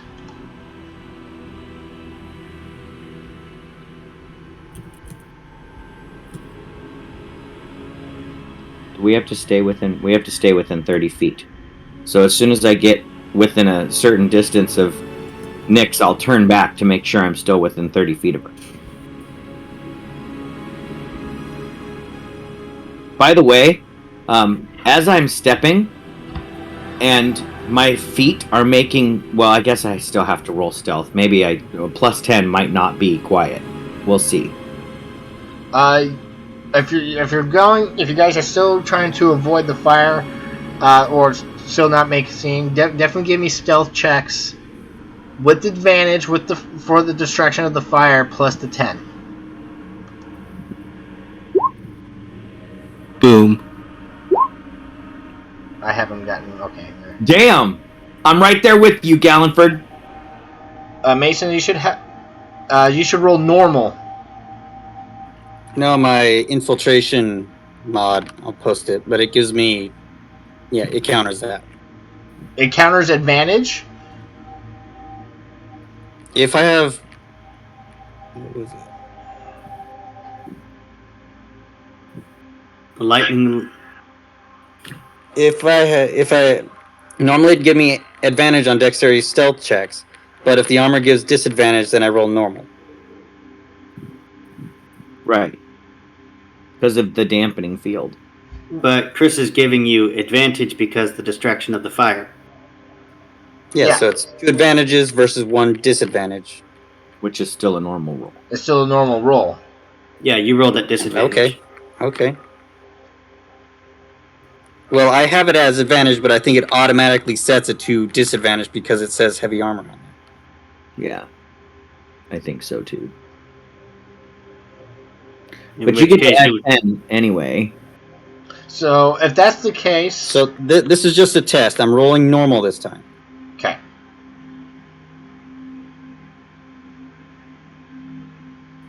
Yeah, see, it just defaults to disadvantage because of heavy armor. Okay, so you would just take roll the. the 15. Okay, yeah, you got with the plus 10, 25. You guys are everybody's scrambling. God damn, this is so slow. So I slow my pace a bit when I notice that my feet are making absolutely no sound, and I look around at everybody else and see that nobody's making any sound, and this plays off of my paranoia of absolute and total silence. But I strain for a second, and I can hear the shouts and not strain, but I open my senses up to the fact that I can still hear the shouts of the men fighting the fire and the crackling of the flames. So as long as the whole world hasn't gone completely silent, I steel my resolve and I continue forward. Yeah, it's completely silent. There are still noises. You just can't hear your party members. Right. You make your own foot sound noises. You're like thump thump thump thump thump every time you take a step. No, she's doing her own Mission Impossible theme song. She's being But I will keep moving towards the house after I realize that the world has not gone completely quiet. It's just our feet. I wave to Stig and Caradwin just play. Don't fall behind. Now I am literally in the dark here. I can't see at all Nyx, like any of the other people, because I don't have dark vision. So I imagine that I am just walking through the garden as quietly as I can, tiptoeing in the dark, just heading towards the light of the house. Okay. I can't see though, because it's completely If I dark. see Zen look like she's about to stumble, I'll kind of just put my hand towards her shoulder and be like, "This way." I'm not gonna stumble because I have this. I moved. It's a garden. That's why I asked what the terrain was. I'm gonna have no problems moving. I just can't see. But I appreciate your gesture. Is that a scarecrow? Yeah, that's a scarecrow. Where? I don't see a scarecrow. But no, I mean, you're pinging it. I just can't see. That's in character. I would go when you say, "Is that a scarecrow?" I'm like, "Where? I don't see it. Don't let me bump into it." I was just making an observation to maybe some of the other group members. Hey, I can see Cinder through the window right here. Yeah, Zen, as you get closer, you see through the window a familiar feathered creature locked in a cage. I get excited for a moment, and I try to reach around and tap somebody on the shoulder, but apparently everybody has just moved past me, because now I see them in the dim light of the torches. And I say, "I think he might be here. Cinder's in there." And I point at the window. Gonna parkour up onto this balcony and then creep up to the door. Alright, are the rest of us staying here? Oh, I'm on the retrieval team, so I'm gonna do the same. I'm gonna follow. Now I can see a little bit. It's dimly lit, so I'm gonna try to climb up there as well with Gallenford. Actually, Nyx just called for a boost. I will give you a boost, Nyx.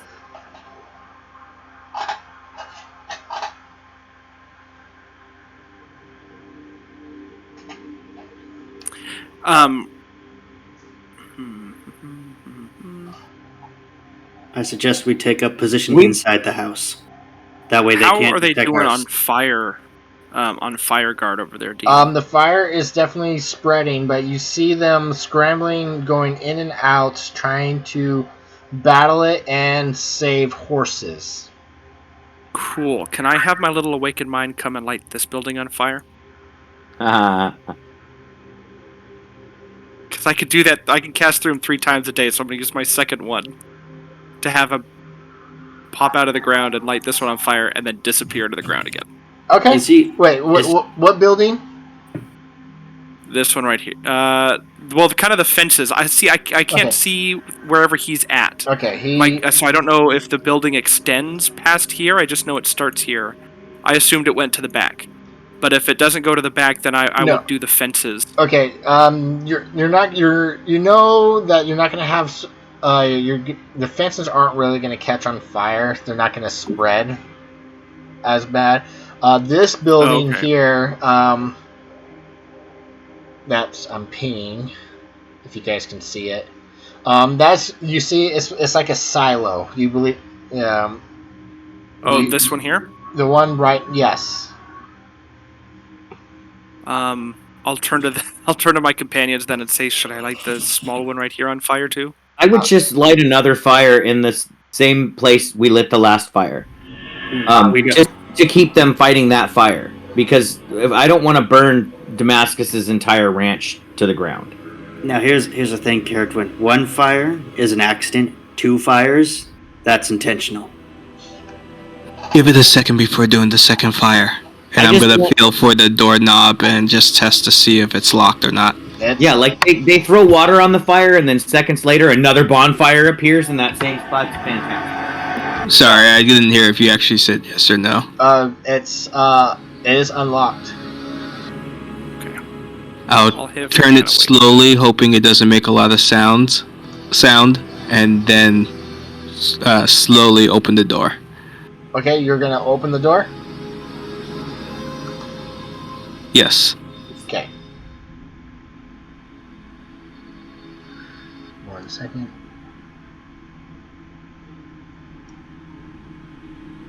It's not silent when it opens. It does have a creak. But when you open the door... That's why I was trying to do it kind of slowly. If it made sounds, I would, like, halt. You know, like if you grab onto a door and turn it, slowly, trying not to make any sound. It's gonna creak. Yeah, my front door does the same thing no matter how slow you open the no matter what.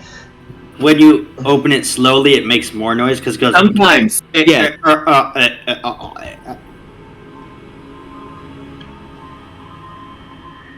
Ooh, what happened? Everybody went quiet. You see one guy guarding a door. He turns to look and he sees you, Galliford, and we are going to roll initiative. Yeah, rush the fucker. Knock him out.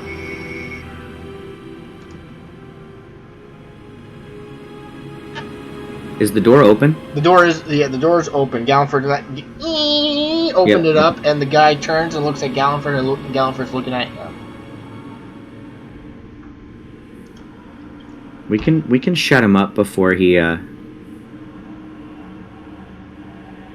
shouts.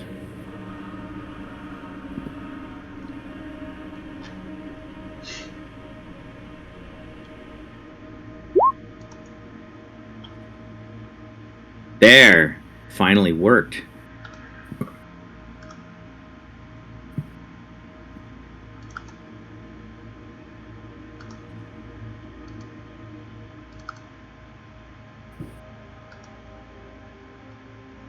God damn it.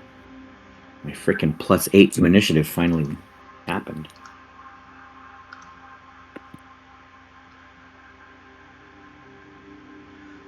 Stig and Caradwin, who wishes to go first? Stig, you're closer. Do you want to go first? I'll go first. I think Caradwin's a little busy exuding her pyromaniac. All right. We're gonna take our break right here. I gotta use the restroom, so this is a good time to take a quick break. Cool.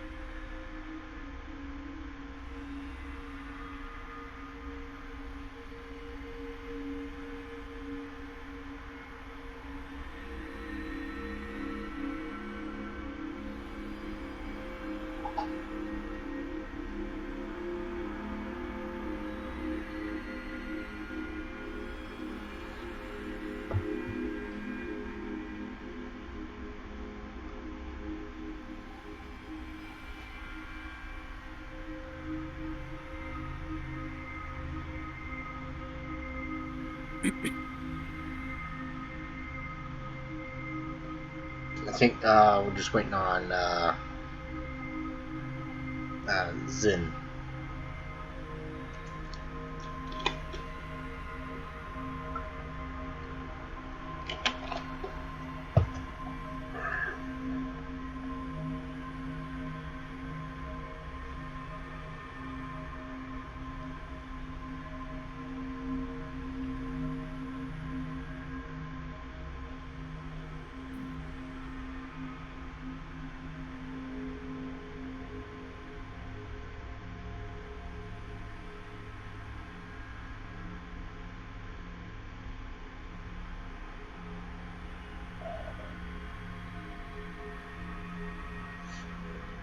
Alright. Everybody's back. Or they never left. Zin. You see Gallanford open the door. Oh.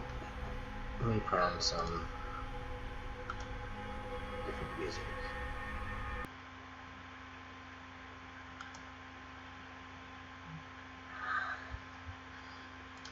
And you see Gallanford begin to scramble, kind of indicating that there's somebody inside.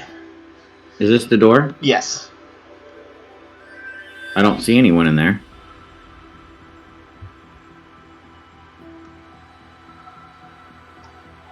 Oh, that guy way down there? Yes. Okay, hold on. Let me go back to where I was so I know how much I'm moving. 5, 10, 15. But I saw... Is this a wall here to my right? Right there, that is a door. I'm going to open that door.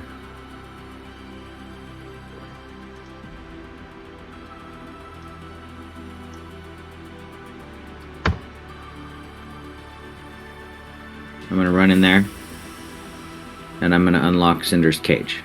Alright, Gallanford, you see Zin run into another room. Ignoring the, I told everybody that Cinder was in there. Oh. When I saw Cinder through the window, I said, Cinder's in there. That's right. Maybe. So they know that I'm probably going for Cinder. There is a lock on his cage. There's like a nice padlock. Okay, I will try to open it. Are you trying to pick the lock, trying to break a lock? I am not proficient in lock-picking tools, so I will just use my dagger to break the lock. Alright, go ahead and give me an attack roll against the lock. Okay.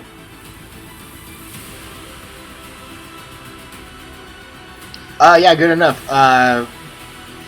Give me damage. With one good solid hit, you bust that lock. It comes undone, and you open up his cage. Alright, as a free action, I reach in and pet Cinder's head. You've grown, boy. He is very grateful. He's very big, because the last time I saw Cinder, Cinder was a regular blood hawk, and now Cinder's a bigger hawk. So I say, you must have settled into your form the way as is the way of the Magi. And that's it. That's my turn. Alright. I'm giving you control now. Because that was supposed to be the surprise. I'm like, okay, you're gonna find Cinder, and then you're like, hey, I see Cinder. What? Oh. Okay. Does he cough up a pair of pants? No, he does not cough up a pair of pants. Alright. Gallanford.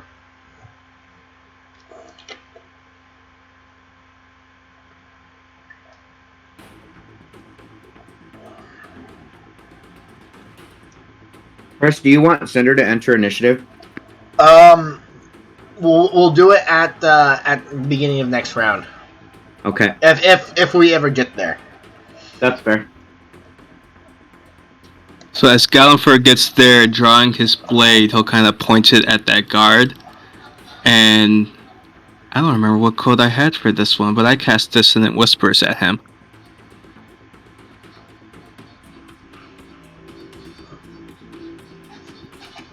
He's hearing voices in his head. I love it. Okay. Wisdom.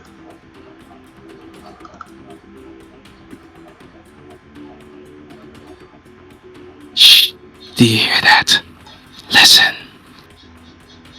Oh shit! This guy always hears voices. It doesn't surprise him in the least. He grins at you as he pulls out his blade, and he has those rotten teeth like you see in the West. Like he's a grimy guy. He still takes half. Oh, he still takes damage? Okay. He probably assumes that's everybody screaming about the fire that's outside. So he takes 5 psychic. Yep. Cool. What you took?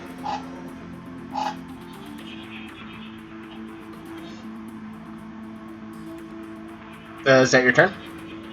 Yes. Morgan. Morgan is... I could do much. Morgan is gonna kind of keep here and keep a watch on everybody outside as we seem to be making our way potentially in, if there's combat going in there. Okay. Mason.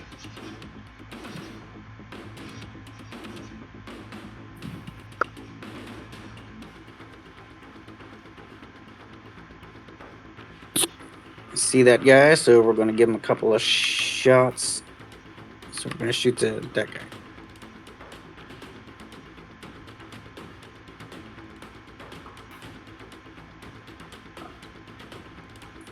$13. Let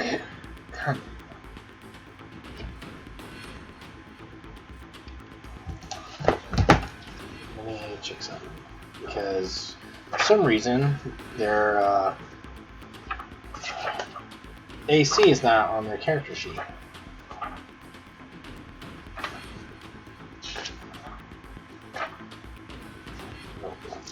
I believe that's going to be a hit. I think they're only wearing leather armor. It's going to do 6 piercing, and I'm going to add the extra d6 lightning. Is that a thing? Because he gets shot in the head with the lightning, and he just falls over. Oh, well, if that seemed to have knocked him down, I'm like, okay, first room clear. Wow, when he resisted that spell, I thought he was going to be tougher. I'm going to, as the interference person, I'm going to stay down here by the door. All right. Nyx. Okay. Let me go 5, 10, 15, 20. 25. I'm gonna have to double move. 5. Which way did Carradine say that the people were at? Which room? Do we know? I would have said they were in the back. They're probably at that door that guy was guarding. Okay, so that's 30, 35, 40, 45, 50, and that's all my movement because I only have 25 feet of movement because I'm small. All right. Small. Well, you can double move and open the door. You double move. I already double moved. Oh, you did? I was 25 where Mason was, and then another 25 where I am now. Oh, okay. Stig. Okay, Stig will enter the building.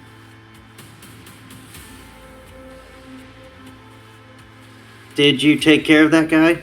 Okay. Yep, so far as we know, it's clear. Alright, then I'm going to take up position by the door. I guess I'll take the hide action. Okay. Give me. Okay, yep. All right. Carradine. Since we're remaining quiet, I will go 5, Well, I don't 10, know how loud a 15. lightning launcher was. Oh, the doors are here. Well, 20. The lightning launcher description is it's a simple ranged weapon. Okay, so like a bow. So that's I like to think it basically shoots taser darts. And I too will take the hide action. All right. It's Taser Face. Okay. Go ahead and roll initiative for Cinder. All right.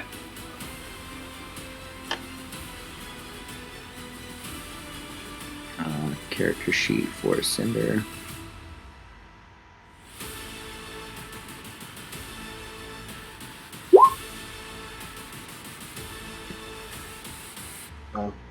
Okay.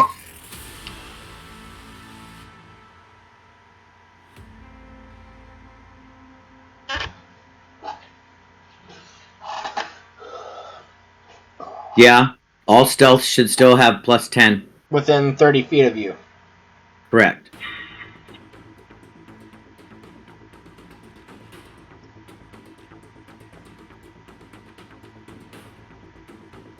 Zin. Hold on, I gotta put Cinder's hit points on there. They weren't on there. Oh, okay. Well. Stay with me, Cinder. I will move 5, 10, 15, 20, 25, 30. Quickly glancing around this room, what do I see? This seems to be what you can assume a normal kind of household. You see table and chairs and dining right to your if you're facing towards next to your left, and then there is a door leading out, and to your right is a fireplace and a cozy couch and chair. Is this just a window? Yes, that is a window looking out. Okay. Oh, look, they have a piano. I will keep moving towards where we think the prisoners are, so I will go 5, 10, 15. Where is there a door down here somewhere? You're passing a door to your left, and there is a door right in front of the guy where he died. I will go to his... I think that will end my movement on his body, and I will try to open the door that he was in front of. Okay. This one is locked. You open the door, and you shake the handle, and it's locked. Okay. I double moved, so that was my action. So I just try the handle as a use an object action, and I just turn around to Nyx and I say it's locked. Maybe this guy has a key. Galliford. Step aside, and as I rush over, I just pull my lockpicks free, and I'm going to try and pick the lock. Okay. Give me a lock-picking check with Dex.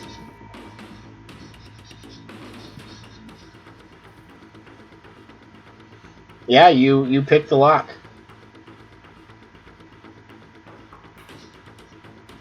I will open the door. Then when you say maybe he has a key, Galliford unpicks the lock, and you look down at the guy, and on his belt loop he has a key. So Galliford had a key also. The door opens.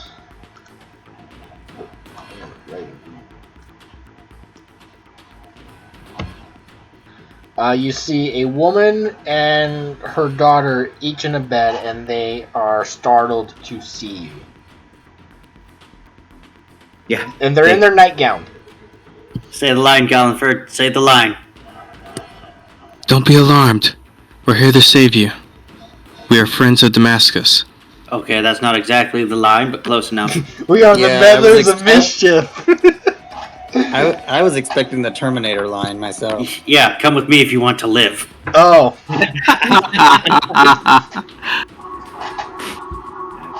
Okay, I'm sorry with all the jokes. What did you say, Galliford? I said, don't be alarmed. We're here to save you. We're friends of Damascus. Alright. Is that your turn? I'll at least step in. And yeah, that's my turn. Morgan. Morgan is going to continue to take the dodge action and just watch the fire and the people putting it out. What's their progress right now? They're getting a handle on the fire. Okay. Mason. This up here looks like a window, I'm guessing? Where? Yes, that is a single window. I'm going to go up and look at the window so I can call to Stig and stuff and tell them when they're coming. Okay. So I'm not like... I'm just peeking through. Like, Right. Nyx. Okay, she's gonna go 5, 10, 15, 20. And she's gonna be, come on guys, we have to get out of here. As she looks over and takes in the image of Damascus's family to see if she sees any resemblance in the daughter.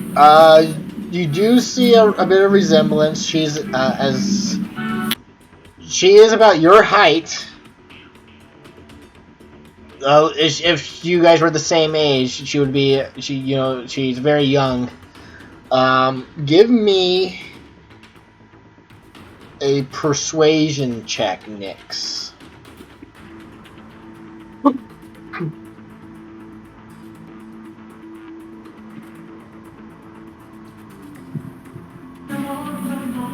I'm not very good at being persuasive, but as I say that, I'm just gonna cast a druid craft and make a flower. And I'm like, please, we mean no harm. All right. Stig. Stig is going to ready his action to attack any bandit coming through this door.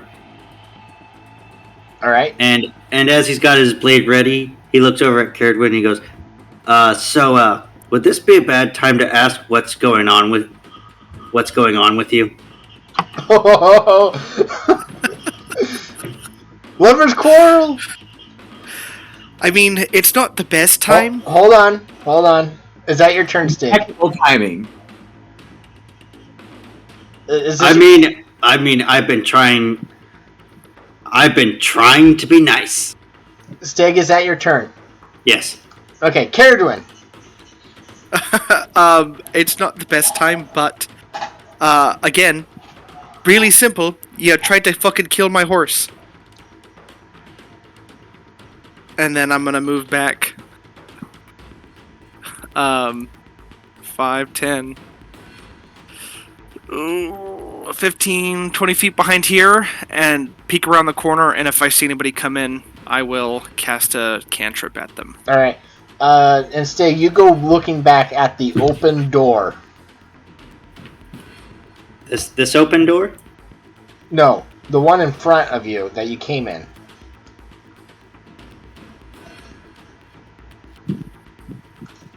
Cinder.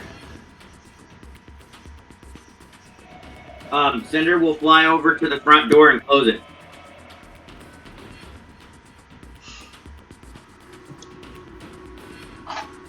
Alright. I'm not going to put the lighting back on, but Cinder goes over, sees the door wide open, goes over, closes it, and looks at you, Stig, like, and shaking his head like, really? You didn't close the door?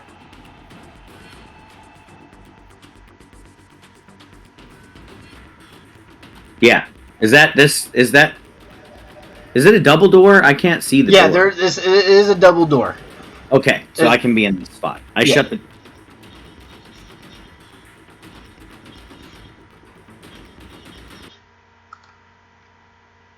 Zin. Look at that. Zin is going to enter the room as well. And just kind of hold out her hand saying, we're here to save you from captivity.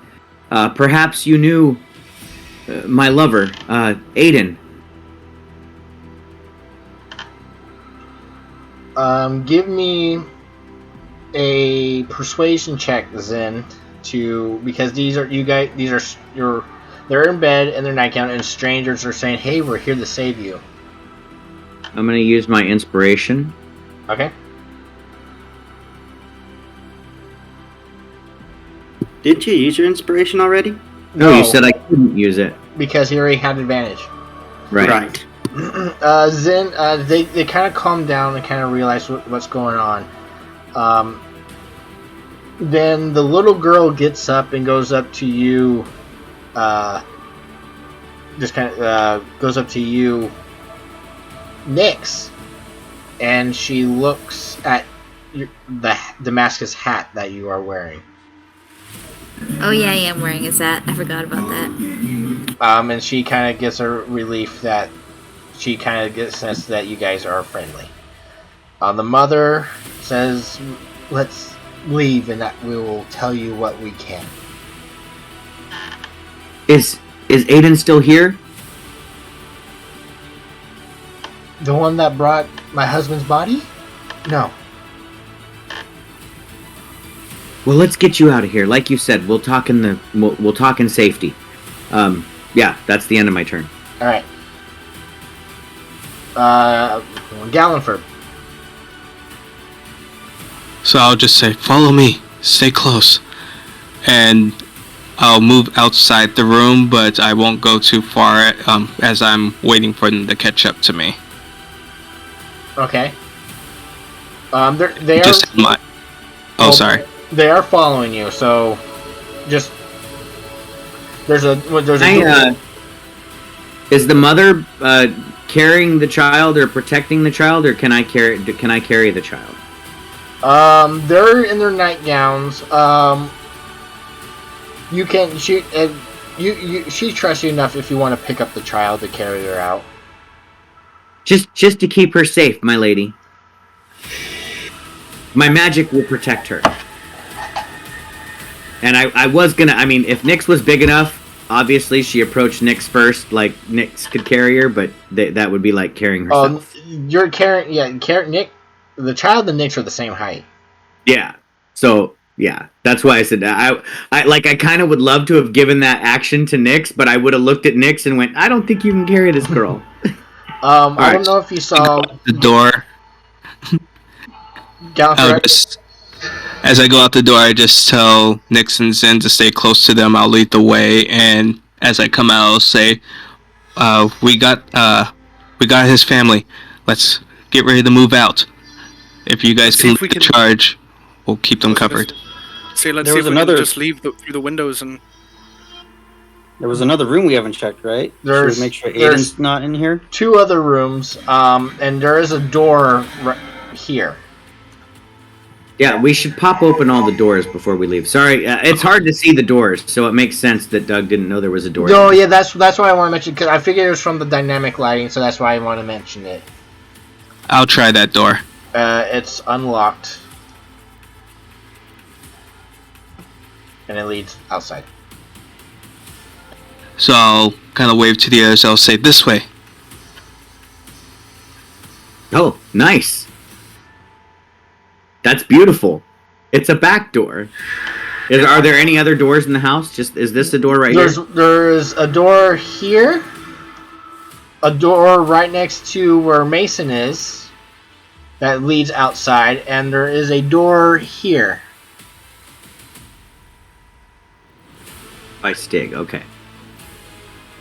So I'll wait by this door just in case it takes a while for the others to get here, so I can see if anyone comes.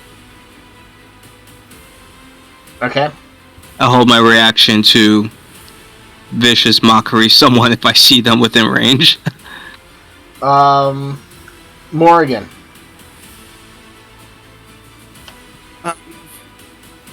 Morgan is going to be a little cheeky.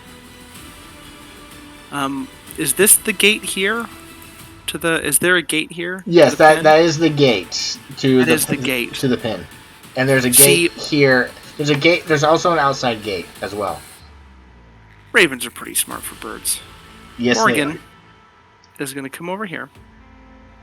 And Morgan's going to pop the gate open. If there's like a lock or like a hook or something that's keeping it shut, I'm assuming the horses are freaking out. So she's just going to flip the latch open. Just have Morgan give me a general strength check. General strength? Oh, great. -4, ladies and gentlemen.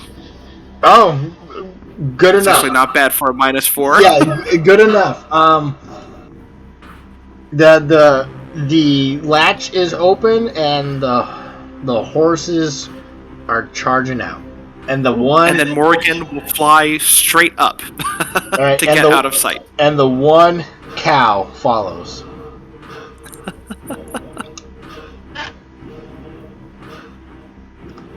Mason, you see now that they are scrambling now to. You hear another commotion out. Horses are neighing and stampeding or running away, and you see the men are trying to run to get to the horses. All right. Well, I heard Gallenford say mission accomplished, so it's time to get out of here.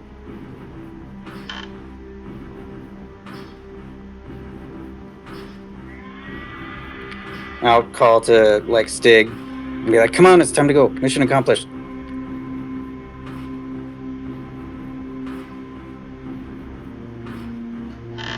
Double move.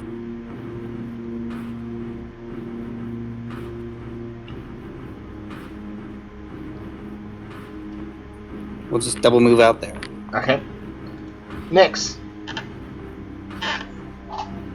Okay, I gotta go 5, 10, 15, 20, 25. I'll just follow Mason's lead and go towards him. Double move. 5, 10, 15, 20, 25. And that's where I end my turn. Alright. Stig? So first he points at Cinder and says, "Don't test me, bird."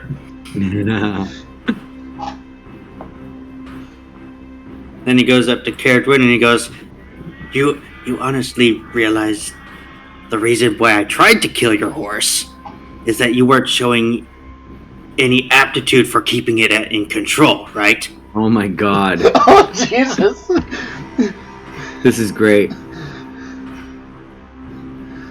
Caradwin's just gonna blast you with a fireball one of these days. You know it, right? I'm expecting I'm thinking it. about it.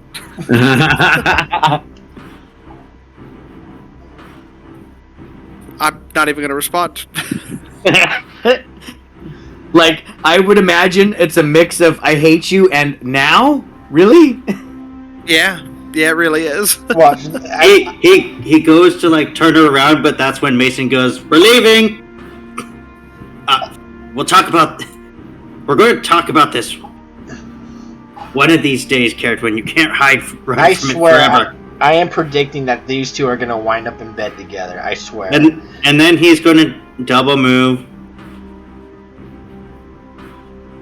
And he's going to be... You know what you need to do, Stig? You need to figure out when Caradwin's birthday is and just give her a new pony for her birthday. Look at this, Caradwin. This is a normal horse. Is that your turn, Stig? Yes, I accomplished everything I wanted to. Alright. Caradwin. Is the front door shut? Yes. Okay. I'm going to move 5, 10, 15, 20, 25, 30. Double move.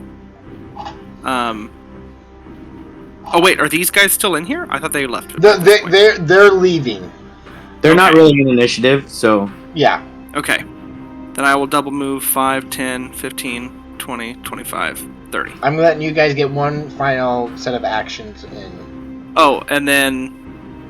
Oh, Morgan already flew up in the air. Yeah, Morgan's good still. Alright. Cinder? Cinder's going to fly out of the house with... Actually, sorry. I can bonus action make Morgan disappear. Are there people around Morgan? They're ignoring Morgan. They have bigger things to deal with than a stupid bird. Okay, then I'll wait, because if they're nearby, I don't want to make a bird magically disappear. Right. That is So one movement to get there, and then I'm just gonna use my action to dash and fly up, say, 40 feet into the air right here. Alright. I am now clearing initiative. Well, Zen actually, I was gonna do something. I actually was gonna set the girl down and say, "Can you walk? We left something here." And on the way out, I was gonna grab a hold of that body that's outside the door and drag it outside with us. Oh, go ahead. So I would drag the body out and look for a place where I can kind of stash the body. Like, I don't know, in the grass, out here behind a rock, whatever. I want it so if somebody comes in the house, they don't just see a body lying on the ground in front of the door. Right. I want them to. This dude went to go take a leak instead. Go ahead and give me a stealth check for to hide the body. Okay. I think we're still in the Pass Without Trace too. This will be well. She's doing something out of 30 feet. Well, and it's fine. I'm not moving. You're asking it to see how well I hid the body. Exactly. Yes. Yeah. It's not movement related. All right. You find behind you believe you find a good spot where there's a big old tree. You kind of like have them propped up a bit. You believe you can you hit them well. Could we actually find the outhouse and stuff him in there?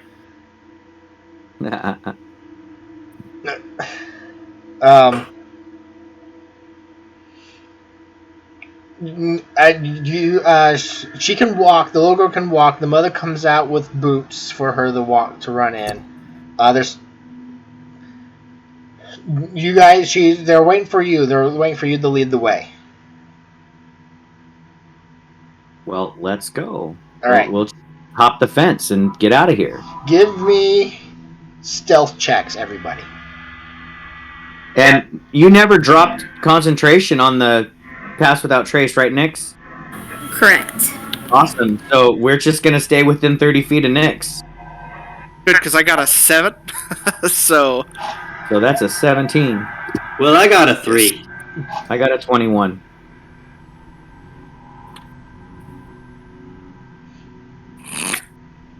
Stig got a 13. All right. As you are walking away, you do see what seems to be one bandit or one guy coming out of the outhouses behind the building with his breeches down. Does he see us even in the dark? That's what the stealth checks were. He does not see you. Okay, gotcha. He's coming out, finishing up. He's trying to waddle his way over to the commotion. Ooh, that was close, my friends.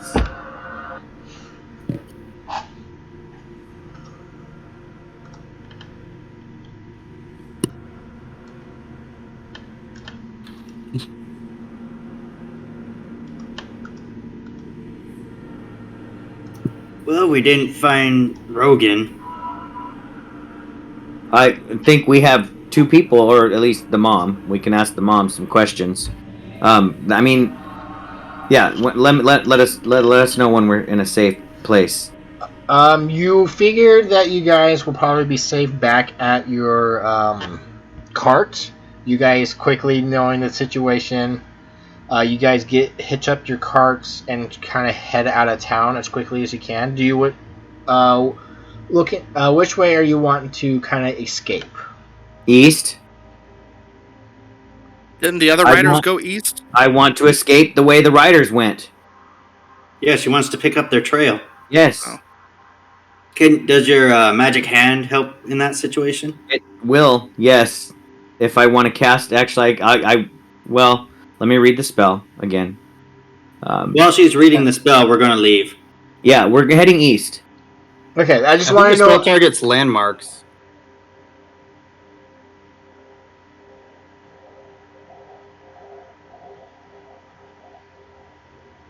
You name a major landmark, such as a city, mountain, castle, or battlefield.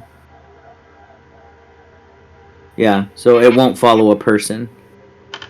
That's why you need locate person. Or I locate have creature. that spell too. We just have to fully rest first. I gotcha. Let's just head back to the town we stopped at before here. We'll probably run into them along the way, and best case scenario, we can get them back to the fort. Yeah, so we're heading east out of town. I'm going to try to pick up the trail if I can find the hoof prints of the many horses We'll just follow them. They're only like 10 minutes ahead of us. Well, I hope that the locals aren't going to pay for what we did. But they left like at night. You said this is nighttime, right? This is nighttime. So I wonder if they're just riding through the night, because we could probably like ride for a few miles until we find a clearing off the side of the road and make camp. Yeah, your actions have consequences. Yeah, you tell me. You guys head east back the way you came. Do you wish to ride through the night, or do you want to stop and make camp to rest? I say we stop and make camp. Yeah. Yeah, that way we can also hear what happened, check on the town if we need to, in case we do need to do something. Also, we don't want to attract any of the roaming spirits. All right. Chris, I have a trinket. I would like to use it if that's okay. Yeah. What's your trinket? So my trinket is this.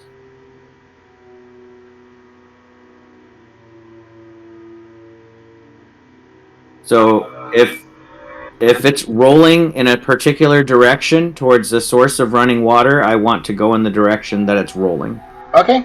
Yeah. You put it you get like a pot so it doesn't like roll over the edge of like a table or anything like that. You set it down and it begins to roll to a direction. You guys kind of take her lead and she leads you, and you guys finally wind up to a stream.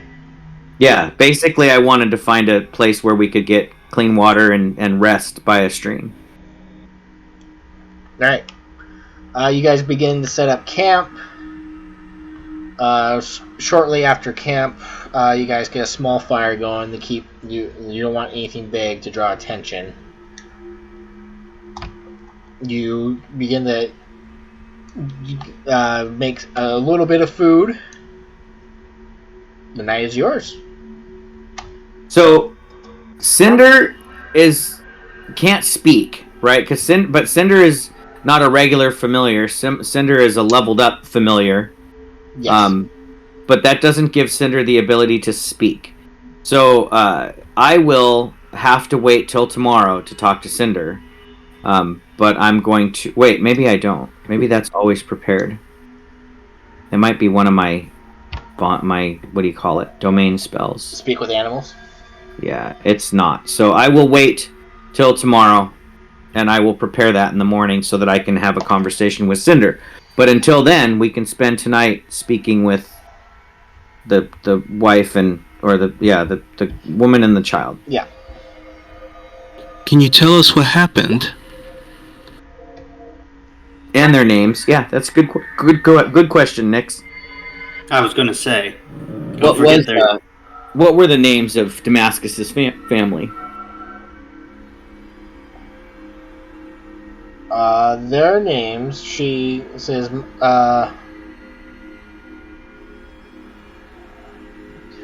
my name is Jean, and this is Tylene.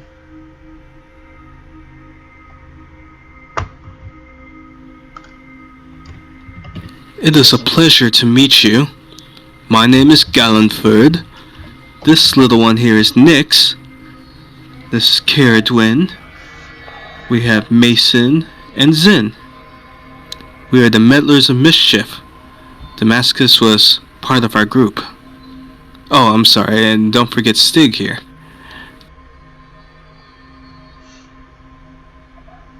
Hi, I'm Stig. Thank you. I can tell you what I know. What are you looking for?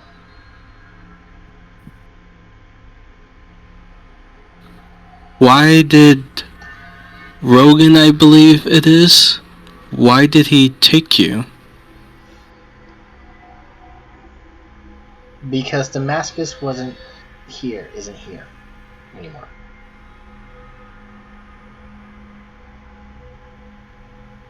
So it is a tradition in these lands. I think you're misunderstanding the meaning of the word taken.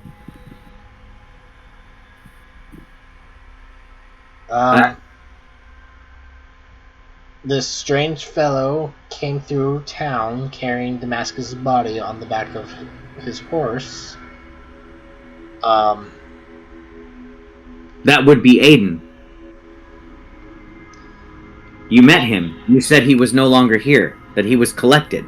He was captured shortly after coming into town by Rogan and his men. Why? If he was bringing Rogan's brother. Rogan and Damascus didn't really have a brotherly relationship. That's why we were into hiding. Well, after I saw or found out about Damascus, well, that's when we were caught. So you weren't. Do I believe? I don't believe her. I have a suspicion because her and her daughter were not tied up.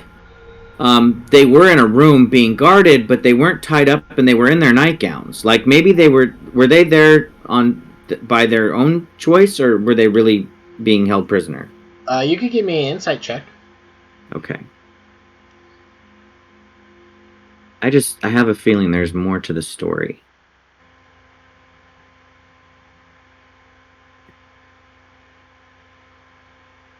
Wow.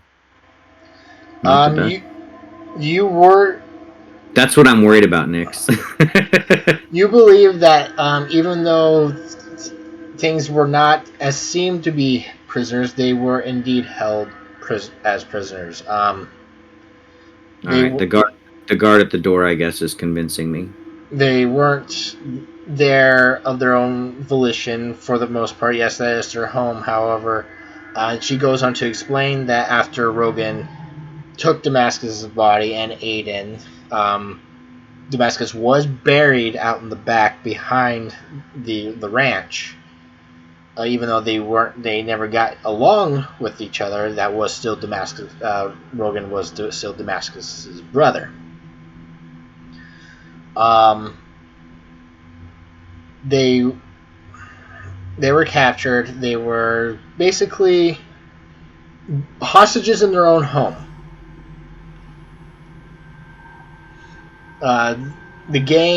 Their gang grew dramatically into what it is now.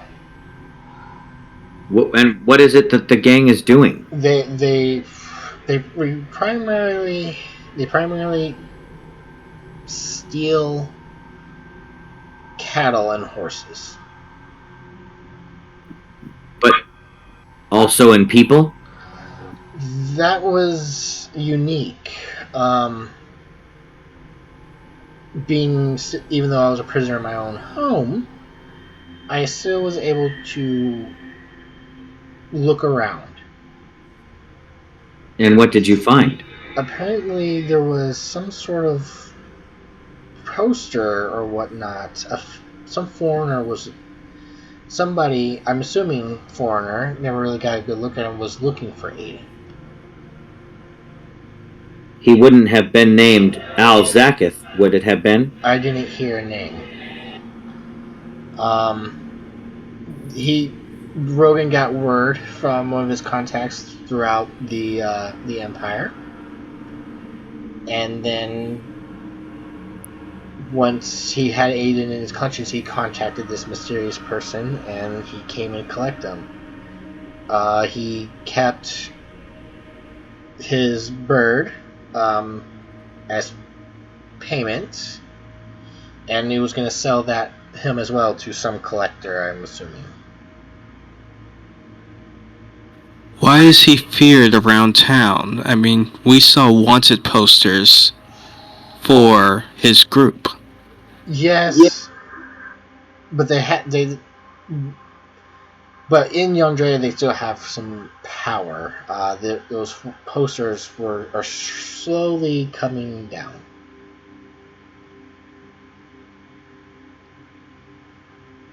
He is the law, after all.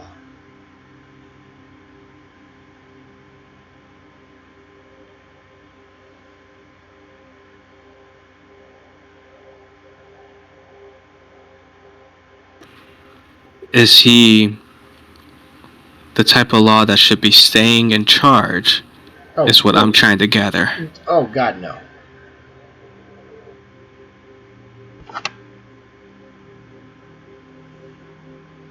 Very well then.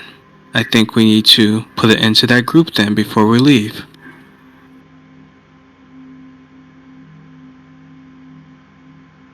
As for where your friend went, I don't know what happened to him after he was taken. That's all I can tell you. He's, as far as I know, he's going back to Edox, I believe. Zen, do you know of this place? What did you say? He's going back to Edox. Oh, that's the continent. Yeah. That I'm from. I do know. I mean, obviously, yeah, my lands are on that continent. It is as I feared. It seems. It seems that Aiden's arch nemesis, Alzakath, has come to collect him for the crimes that he and I committed together. And with a heavy sigh, I blame myself. If it wasn't for me, he would have never done what he did. I thank you all for your help, but I must return home. You don't have to come with me. Well, obviously, after we take care of this, we'll help if we can. How long ago was he taken?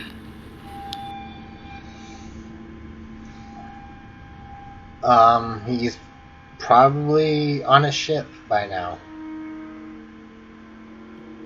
Do you know who was it that rode out just before we arrived? It was Rogan and his lieutenants. Do you know where they were heading? I do not know. Well, at least we're on the right track. Why did he leave? Oh, is that what you said? You don't know? Yeah, she doesn't know why he left. Him and his high-ranking lieutenants, essentially, everybody on the upper ranking, him and his lieutenants left all of a sudden. Just so out of curiosity, who was the big guy? Tiny. That's Tiny. Big guy, dumb as a rock, but loves chickens. But, I mean, he's the muscle. Why didn't Rogan take him? Because he's the You think muscle. he could fit on a horse? Because he's the muscle. He doesn't have the brains to ride with the big dogs, I guess. Gotcha. So, Zin, are you able to locate Rogan so we can get some answers out of him? I can tomorrow. Actually, I can't locate a person. I don't have. Let me check my spell list. I think locate object is the lower level spell. Right. Yeah, I was going to say perhaps you could, if you could locate his unique Aeolipian item that he carries. The barman said that he has Stig know this? Yeah, Stig talked to the bar guy that said he has a special little contraption. Oh, well then, yes. Because of that detail that you found, I can absolutely locate that. He described it as having pipes and gears, and Stig mentioned it to Mason, and Mason said the only thing that he knows similar to that would be what Jason carried. Okay, that's right. I was thinking for some reason that Aiden had something from Aeolipoli. I got the characters mixed up. I can't. The spell won't work on a description that even that detailed. It has to be. I have to have physically seen it. I thought it was, or if you could like sufficiently describe it.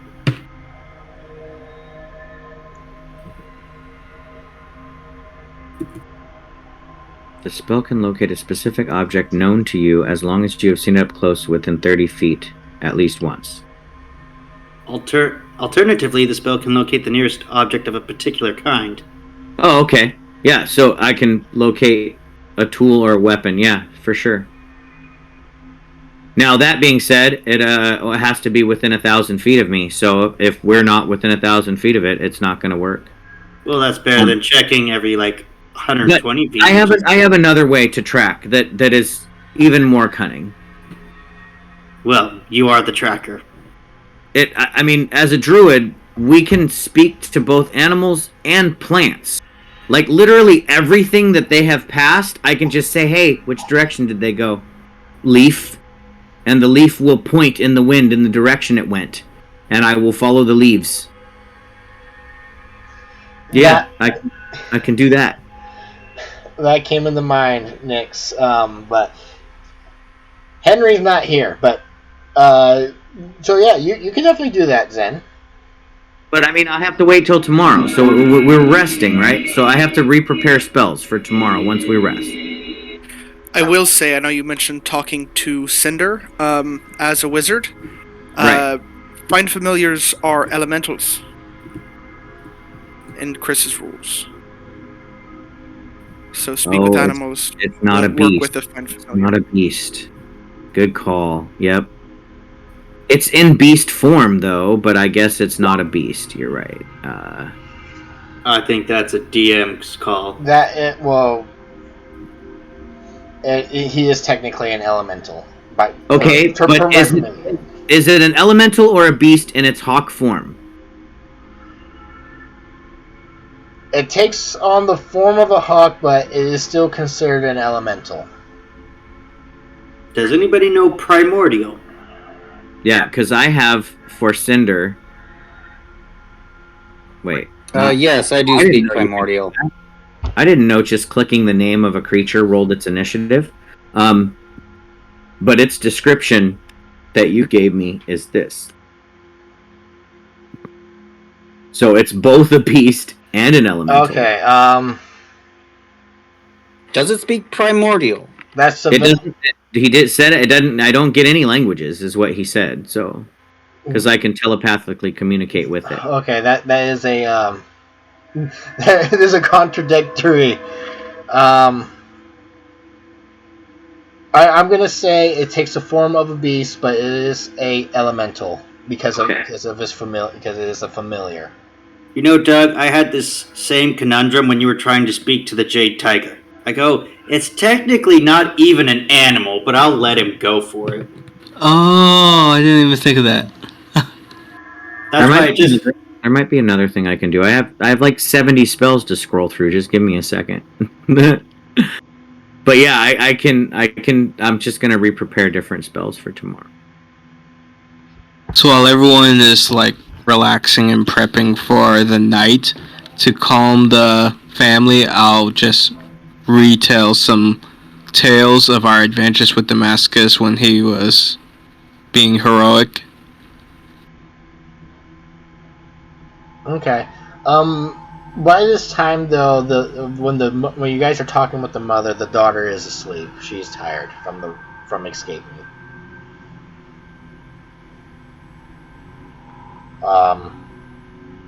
You guys bed down. You begin to prepare for the next day. Oh, I cast Goodberry before I go to bed. Okay. Mason will take the first watch. Dig will take second watch. I will take third. All right. Morgan and Cinder kind of cuddle and buddy up together, old friends, or a fling kind of get together. They kind of they're reuniting after all this. for the first time, it's Morgan that's comforting Cinder. Yes. Reunited, and it feels so good. Cinder goes, "At last, I'm safe," and Morgan's just like, amateur.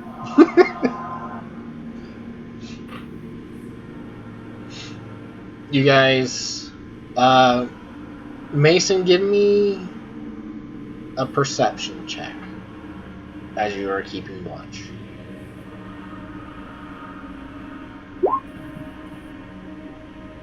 You're mainly keeping your focus back on Yandere, making sure you guys aren't being followed. You do see movement throughout the night, but nothing's coming towards you.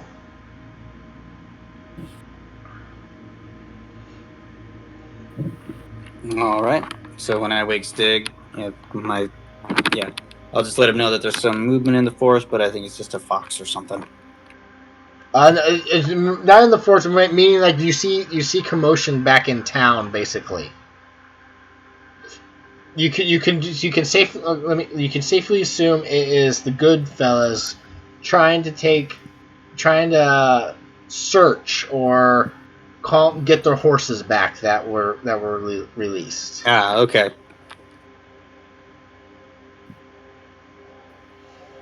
So when I wake up Stig, I'll just let him know that the good fellows are still trying to wrangle the horses. Understood.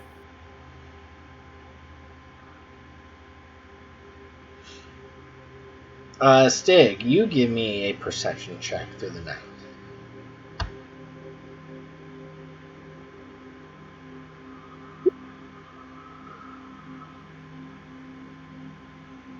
All right, you are you're keeping out. You see the commotion by the time is kind of calmed down for the from what you can tell. The calming of the stream water kind of soothes you. And you kind of pick at the dying embers of the fire.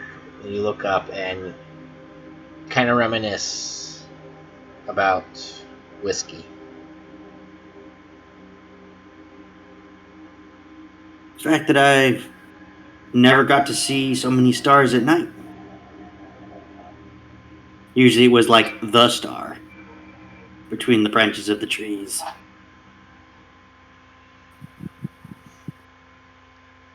But I'm still a little bit self-conscious about being outside at night. So I'll just stay on edge until I wake Galliford. All right. Galliford, you are awakened for your watch. Go ahead and give me a perception check. Wait, were you gonna say something, Stig? No. I just say you're up. I knew I would get the low roll. It's been a long, exciting, but luckily this hasn't been life and death for the most part exciting that you're normally used to. So you're just kind of taking it in a bit. Jotting everything down in my journal.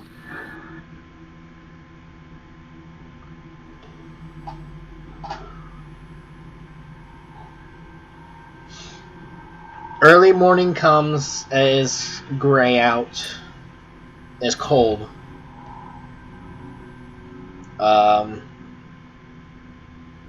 People are beginning to stir awake, getting ready for the morning duties. You guys pack up camp and are ready to. No, hold on. Oh, okay. Thank you. I didn't know what was going on, so. I wanted to have a talk with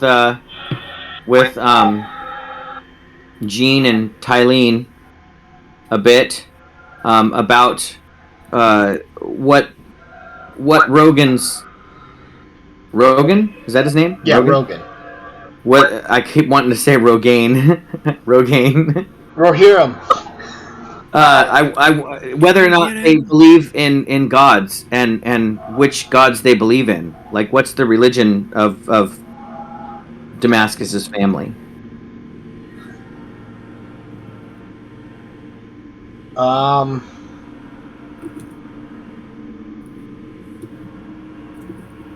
going to need a little help from Damascus' original player. What gods would they believe in this particular, or here in this area, or Damascus or his family? Did they believe in any gods or follow any gods? Jeremy. Well, that's up to you. Is there any gods that would be that they would pray to, like for the horses and such? Let me pull up my. You're the one that knows all the gods. I know, but what I meant was, would Damascus's family be religious? I'm not asking whether or not, they're Christian, like they're religious, whether or not they believe a god exists. Oh, okay. Yes, they definitely believe that the gods exist. Okay. Can you give me a name of a god that they would know of exists in this area and would pay heed to their words? Zin just wants to know the Empyrean Pantheon. Okay. Yeah, because essentially I'm from a different country, so the gods that I worship are different than the ones that people worship here. Okay. I'm not sure Osiris would come all the way over here to assist. Those are all. The Egyptian gods were real. They were killed in the Great War, but people still worship the old ways, kind of back where you're from. Fake news. That's fake news. They didn't really die. Fake news. Clickbait. There is Diana, the goddess of nature. There is, let's see here, Drum, the god of technology. Is there a god of war or vengeance? There is a god of justice, Zul, god of law and justice. Okay, that's good enough. Give me a second. I'm going to cast a spell. Does that mean that the god of vengeance is Gozer? Or Vince Clortho? I know it's close to that. Zul spelled with 2 O's.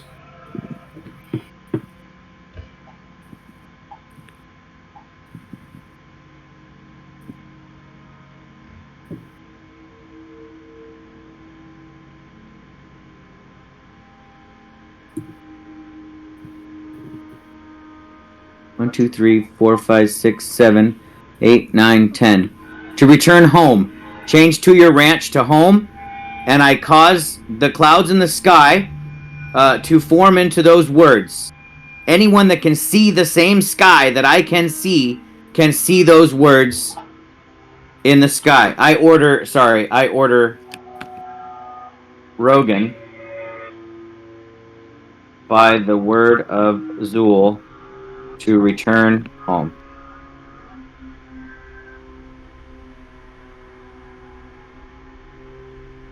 I think you should write it to Rogan, I order thee. Sure. Yeah, however you want to phrase it, up to 10 words. Basically, I want words to appear in the sky as if they were sent by God to order this guy to go home. I do like the idea that as we change it, it also changes in the sky. No, hang on, that's not how his name's right. It lasts a day. So as long as this guy can see the same sky we can see, he's going to see these words in the sky. Okay. And I just kind of rub my hands together, and like I'm dusting them off, and I say, well, hopefully the man obeys the word of the Lord, and he should be returning home within a day. We could just wait here for him to come back. Unless he wants to ignore the word of God, literally written in the fucking sky. You tell me how this guy might interpret words in the sky for me. I got that.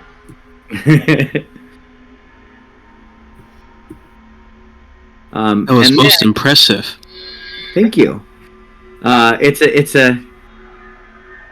we used to send messages over long distances we could send encoded messages amongst the druids because we can speak a special language that only druids know, which is druidic, and therefore we can leave messages in the sky that only druids can see in the lands where I come from. I've heard of sending smoke signals, but that's kind of ridiculous. Yeah. It does seem a little obvious. I don't know. You think you may have overdone it? Well, we'll see how this guy interprets it. I don't imagine, that you see your name written in the sky very often. I just hope that the awe, encompasses him a bit. At least he didn't sign it with his own name. If we don't see him return, I could write like a curse in the sky that I, the god Zool, have cursed you and your entire family line to a lifetime of torture and pain. Something like that. When I was in the forest, I once had a stump call my name. A stump? A stump?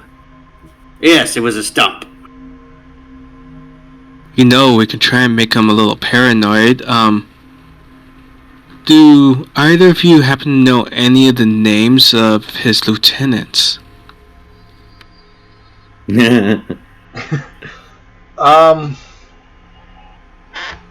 Yes.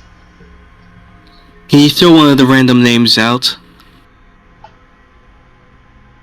Perfect. Curious, Zen, has the stone spoken to you? Not yet. Well, don't we have both of them now? I wasn't looking for it. No, we only had the one. I think Rogan had the other one. No, I thought the guy we spoke to had it. No, I asked him if he did. He said he didn't. The bandit that we captured, I said, was it your voice I heard? And he said, no, that was his boss's voice. Oh, okay. So Rogan has the stone. Yeah, I just assumed that when he finds out, he might pin it on us. So, do you want to keep camping here until we wait for him to come back, or do you want to keep going to Hum? I think we should still follow the trail. I think we should still be on his... But I'm hoping that this will turn him around, or at least cause him to pause a bit. Well, one of the ideas was once we had one of the lieutenants' names, if some time goes by, to then make them paranoid and be right up in the sky, that lieutenant's name, hey, you need to tell your master something to make him paranoid that. Oh no, I've got another message. Does know that he's with him. I was gonna say my next message was gonna, and I'll tell the group that my next message was gonna deal with the two here, and I was basically gonna say, since you ignored my first message, I have burnt your ranch and taken your family. Your loved ones will pay the price of your sin, basically. You should add, Della should have warned you. She knew this was coming. Ooh, that's a good one too. Yeah, I can do this up to 3 times. I can use all my second level spell slots on this particular spell. So or it just takes 10 minutes to rewrite the next 10 letters. Yeah, I could use it. I could do it as I saw it after I hit the button that it was a ritual. So I could have done it as a ritual, but I did burn a spell slot. You're right. I'll do it as rituals for the rest of the day. And not use a spell slot. But yeah, no, I say we pack up camp now. We can go back to what Chris was saying, but I had this whole plan for the morning, and you were like packing camp already.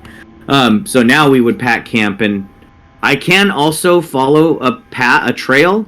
I did a new spell. I'm not casting this yet, Chris, but I have this spell, which is a new spell out of Tasha's, or actually I think it's out of one of the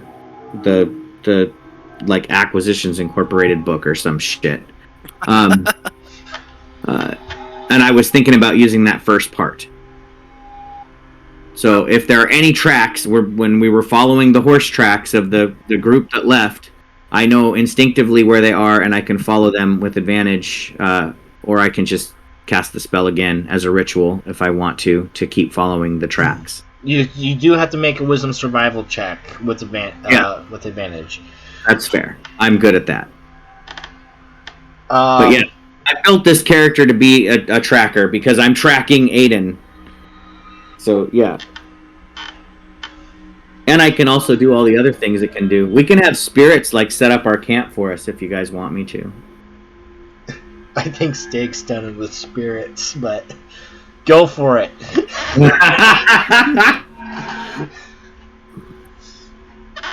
Okay. So you guys pack up camp, and you guys continue your way east. Zin, are you up front then? Guiding? Yeah, I'll be up front, kind of following the trail, using these nature spirits. Essentially, I can stop every, if I ever lose the trail, I'll just ritually cast it again and see if the spirits can find the trail again. Okay. I prepared a lot of rituals, almost everything. So the other thing I can do is if I want, so like at one point during the day while we stop, I'll cast this as a ritual, one of the other spells I prepared, and just find like a squirrel and ask it if they saw a bunch of horses with men on it running by and which direction they went and are we still going the right way and did they pause and look at the sky? All right. So I'm using nature spirits and talking to animals while I'm leading the party on the trail. Okay. Give me a survival check for the trail as you guys are riding along. Okay.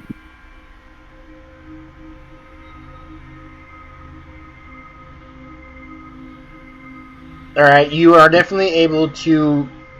This is a busy road, but you are able to discern which trails are fresher than the others, and so you are able to follow the fresher trails. Riding along, you guys do stop for lunch. It's gonna take a couple days to get to Hume.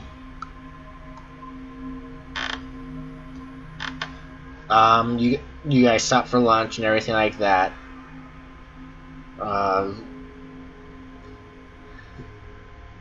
The mother and daughter are still in their nightgowns. They're trying to make the best of everything. Does anybody have a change of clothes for them? Normally, with most characters I create, I have a couple of pairs of clothes on my character sheet, but I didn't for this druid because I don't need to. I can just turn into a animal. And clean it up a little bit.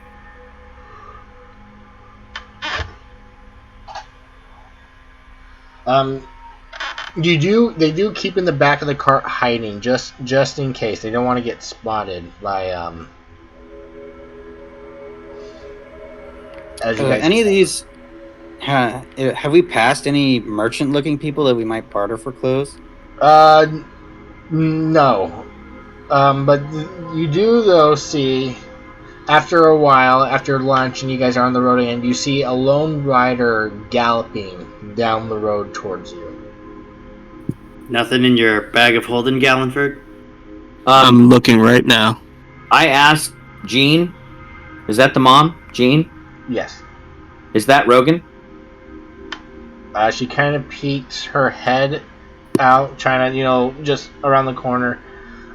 She can't tell from this distance. It's still, he's like, you can see him coming down the hill at full speed. Okay, I'm gonna guess that somebody riding that fast back in the direction we're coming from. Perhaps my ruse worked, my friends. Let's prepare for if that is Rogan. So, just have Jean be on the lookout. As soon as she recognizes it's him, we can stop him. There are 2 things of common clothes and blanket in the bag of holding. One of the common clothes was Gallenford's common ones he hasn't used, and the others was the mask's old clothes. I think we should also be wary of a potential trap because if it is Rogan, he did ride out with a dozen men. Yeah, but the message I left in the sky only said for him to come back. So maybe he took it literally and only he came back. I don't That's- know if I would trust a gangster to be honest about this. Can we see what he? Can we kind of tell what they're wearing? What he's wearing? He's They all wearing. You can definitely tell he's wearing cowboy clothes. Very similar clothing, but different. Similar. It's similar but different. You know, like you can tell it's a similar uniform-ish character, but it's different, and you can assume it's one of the higher ups. Gene says that's not him because the horse is not the one that Rogan rides. Oh, okay. Then, if you still got to speak with animals, you could just ask the horse who it is. Yeah, assuming we get him the horse to stop. We didn't stop him yet, right? So no. Well, you could just hey, who are you carrying? I think it has a range. Let me check though. Maybe I can just yell it out. It just says self.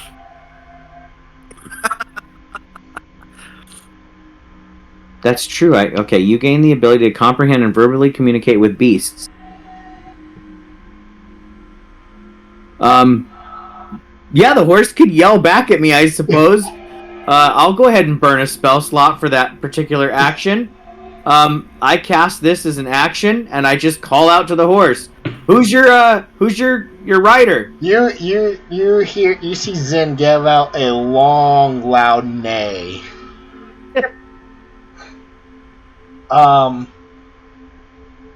You get a neigh back from the horse. He says,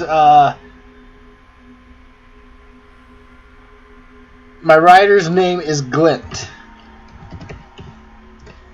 I say that to Jean and ask her if she recognizes the name. That is one of the lieutenants, another higher up. That she recognizes. She does say there are some new ones, some recent ones, so that she doesn't know all of them.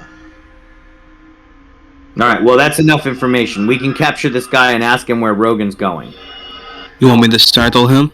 Yes. Do you want me to clothesline him? Actually, I just yell back to the horse, can you kick him off?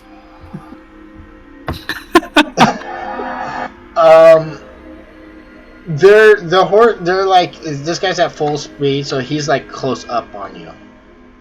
I'm gonna send a message to Glint now that I know his name. Just by peeking through without revealing myself, but I'll just be like, using the message spell, what's your hurry? Just to see if it startles him.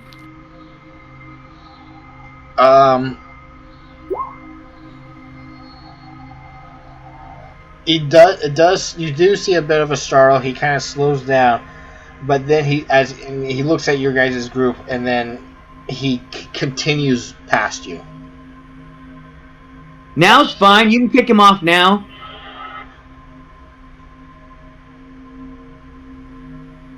Give me a persuasion check to the horse. I mean, I'll be a better friend than that dude. But yeah, okay. Because you're trying to persuade the horse to knock off his master. Well, that's a first. Never thought I'd hear that sentence.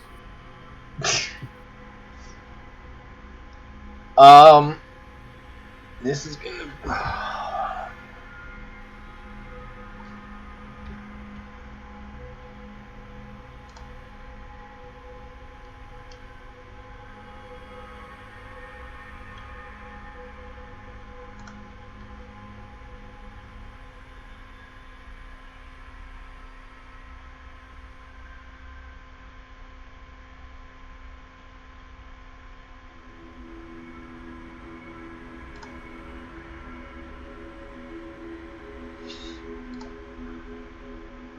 Hello? I'm looking at character sheet. Trying to see. Well, there's a riding horse character sheet already. Not the riding horse. Because I was going to do a contested check for animal handling. Animal handling is a wisdom. I know. I mean, he's probably not proficient in animal handling, so you would just roll whatever the horse's wisdom is, which is probably a +0. The rider. I think he's looking for the rider. The rider. Oh. I think you're trying to contest between him to see who the horse will follow. Yep, that makes sense.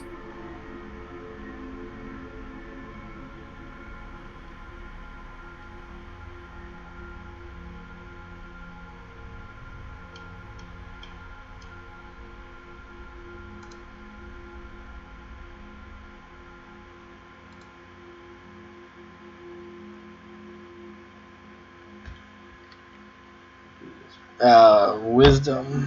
Fuck.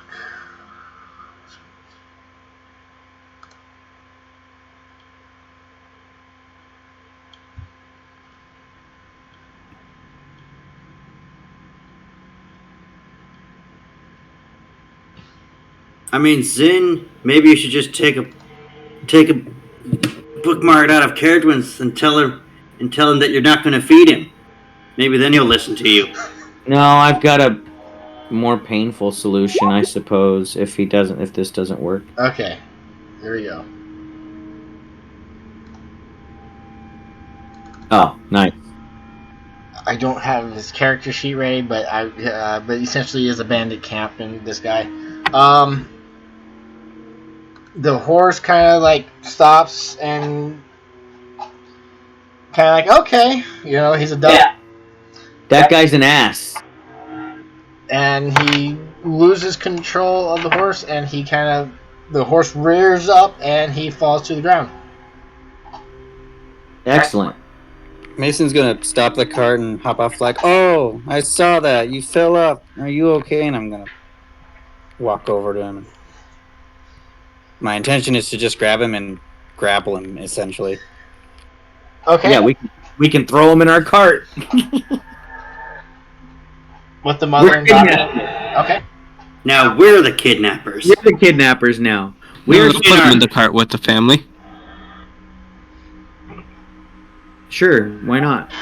We rode up in our white, unmarked carriage. Yep. Except it says Mom on it.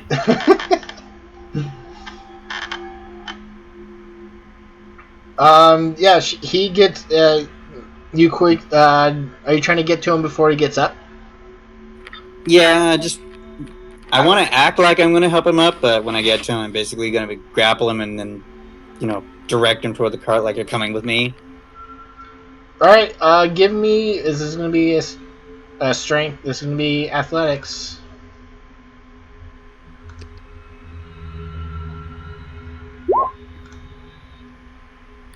Got a +7 to that. Oh, fuck me.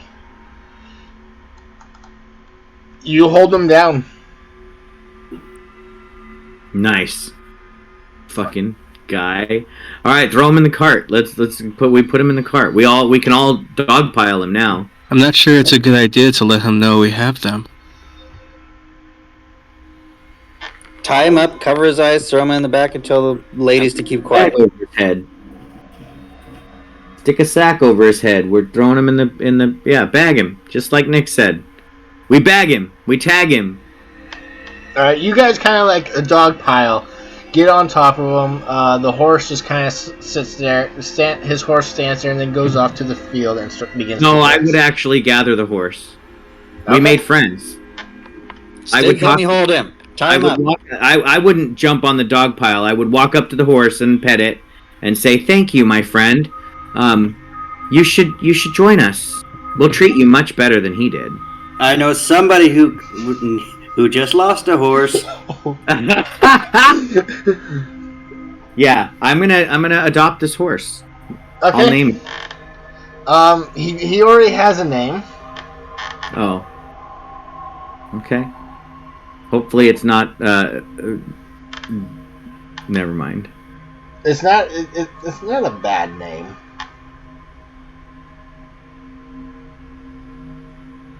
I just gotta find a name. Once we find out, I'm calling it owner farts from now on. Sorry, that's a Borderlands 2 reference for those of you who have played it. once you find out this bandit's name, you should skywrite and be like, "We have your." I didn't ask for a captain. I asked for you. At least it's not Butt Stallion. Butt Stallion, yes. I'm gonna change his name to Butt Stallion. Oh God. So you guys got another riding horse. Excellent. So, steaks or new shoes? Oh. We don't kill horses here, do we? No. Yes, they do. Well, Technically, that wasn't a horse, Caradwin. They don't kill horses, but they do seem to lose a lot of horses. No, they definitely try to kill them too. don't listen to them, Lebo. Libo? Lebo. Lebo. No, I don't know. Well, the horse, actually, I can speak with it. How long do I get to speak with animals for? 10 minutes. 10 minutes? Dude, this is awesome. I'm having a whole conversation. I learned the horse's name, how it was treated. So I'm just chatting up this horse while you guys are subduing this guy. Guys, we've lost Zin. So what was your hurry, Glint? I think we should still keep following the trail, though. Yeah, once we've bagged him and tagged him, Mason will start the cart up again like nothing. Obviously, Rogan is still going that direction, and we need to follow him.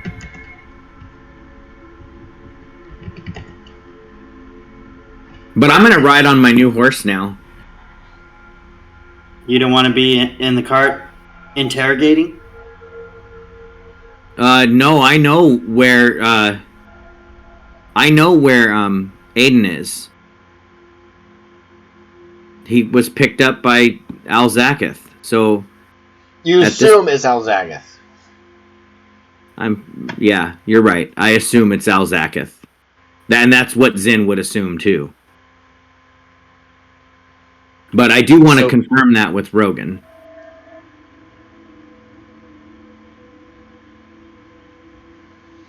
I guess I would be in the cart, at least at the very least, to hear what this guy has to say. The horse can just travel with us. And actually, I don't really need a pet horse because I can just turn into a frickin' horse if I want to. Just after 10 minutes, you're like, Libo, be free. Yeah, I'll just get the horse can just come on with us until I decide to take off all its tack and let it go free. All right. So I'll be in the cart with everybody else. So you have this guy tied up, and you throw him in the cart, and you guys continue your way towards Hume. Twice in one night, we're tying up people, and I look over at Nix, like, Nix, you have any more jelly donuts? No,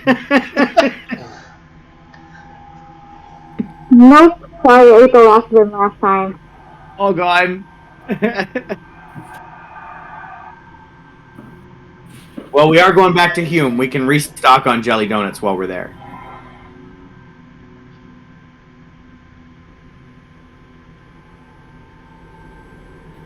Scallonfredo asks, Glint, I think was his name, what was your hurry? He remains silent. Oh, bad idea, my friend. Bad idea. This one here, especially, and I point at Caradwin, has got a bit of a dark streak. I would go ahead and just out with it. He's got a bag on his head so he doesn't see her. Well, just trust me. There's one here that will tolerate no offense.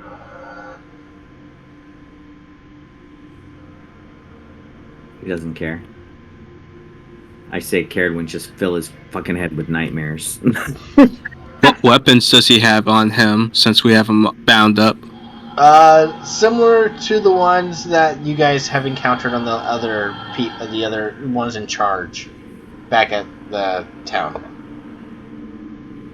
Just to make sure he's not a threat at all, I will take those off of his person and just toss them in the bag of holding. Oh, you didn't take them when you guys were dogpiling them?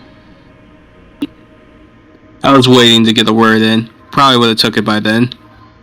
We tie him up first. Then we disarm him.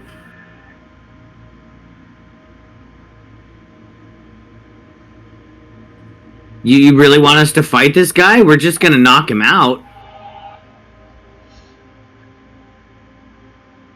We'll fight him if you want us to. But he's remaining silent. Yeah, he won't for long. He doesn't have a choice. There's no free rides on this card if you don't start talking something. Caradwin can make him talk. All right, I've seen her do it. I'll do it. She has the magic wave hand thingy. I suggest you answer our questions, or we're gonna drag you behind the cart. Get talking, buckaroo.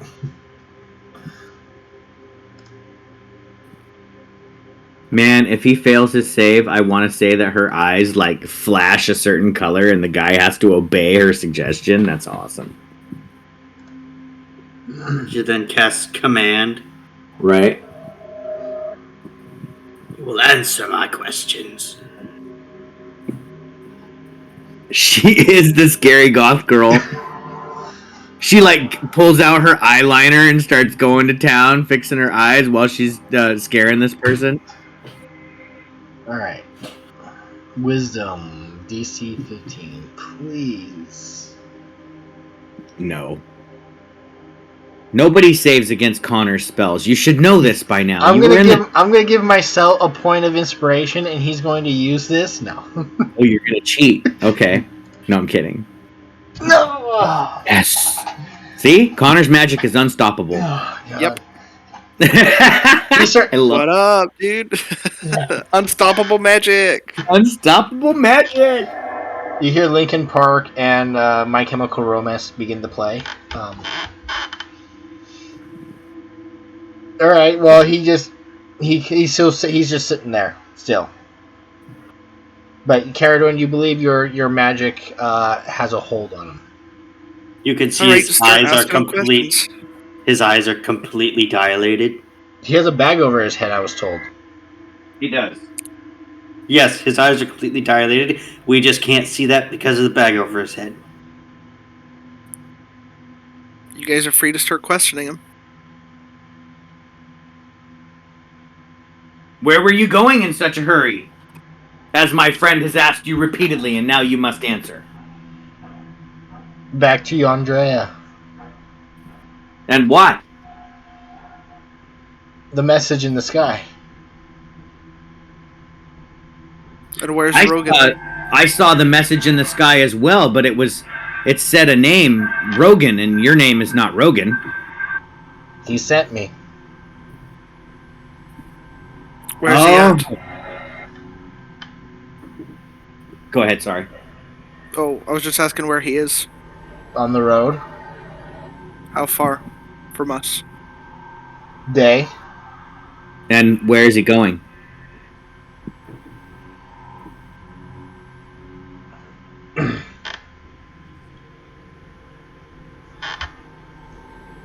Aeolipoli. Aeolipoli. He's not headed back? No. Why is he going to Aeolipoli? Business. What business? Trade. What is he trading?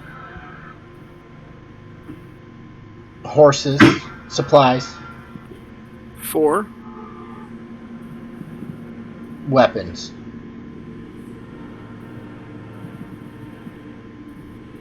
Who did he give Aiden to? A foreigner. Didn't give a name. Describe the foreigner. Yes, describe the foreigner. War cloak. Dark skin. Voice similar to yours. And he kind of hints at you then. The dialect. Right.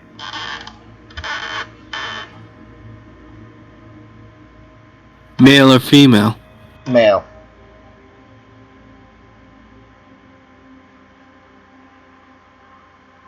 What is Rogan's plan for your town, Yandrea? Yeah, why does he need these weapons?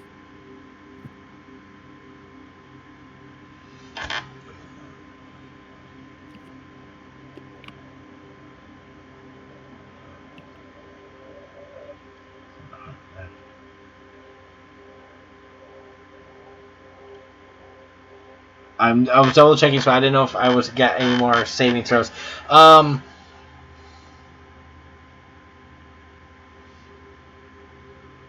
Control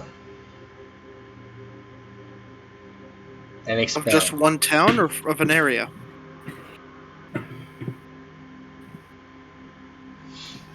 From what I understand, he already controlled the town. My question is he working alone? If he's trading in Aeolipoli, he's not working alone. He definitely has somebody backing him.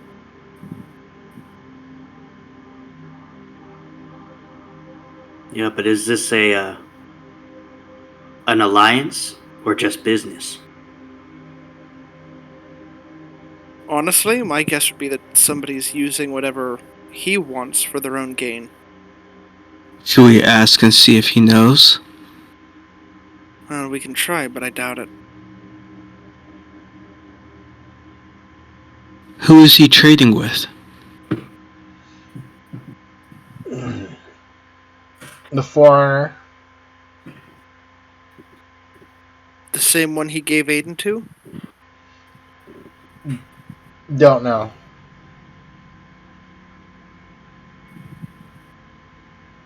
And how long does he intend to be away on this business? As long as it takes. Which is usually? As long as it takes.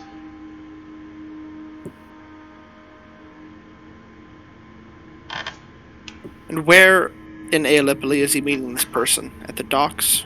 A specific location? Is he meeting the foreigner there, or the person? Is this the? It's not the same person. He responded. He's unsure. He just knows he's meeting a foreigner. How many other men are with him right now?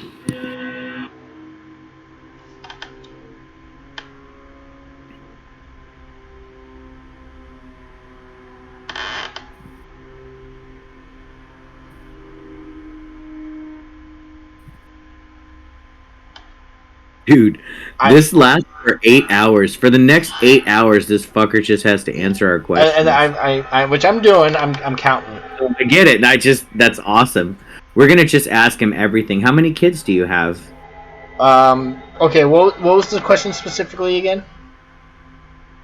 How many men does he have riding with him right now? 4.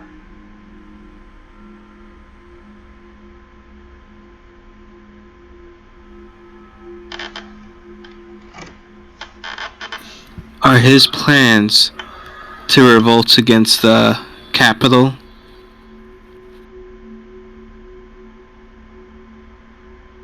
Don't know. Well, how many men does he have in his employ?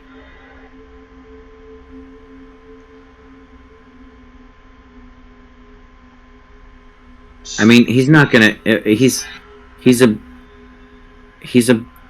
He doesn't have an army. He can't revolt against the capital.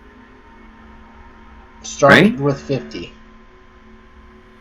Well, it sounds like he's trying to slowly build up the group and then arm them with these weapons. And by saying control, which means he's slowly trying to take control of one town and probably spread his influence. And the family did say that they're getting enough influence to get those wanted posters down, which means it's working. Which sounds like a revolt.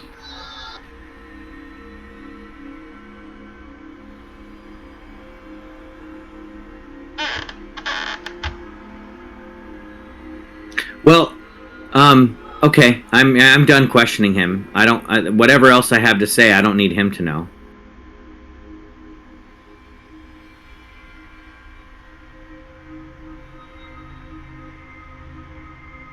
But Why do you follow him? I will tell you this. Whatever you thought you were going to do when you got back home, you failed. Your home is burnt to the ground. Everybody there is dead. I want to know why he follows him and how Rogan won him over.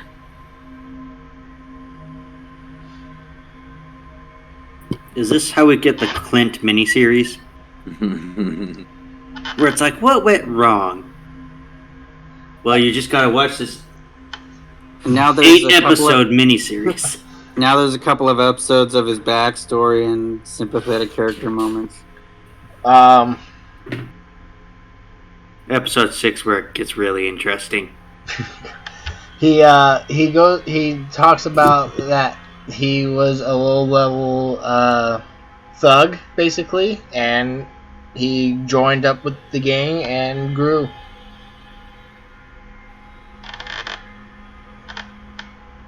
Okay, so nothing that's gonna make me feel bad. They just sound like thugs who are becoming a gang that's growing bigger and popular. And you believe that this is the lowest. He's the lowest ranking of the lieutenants.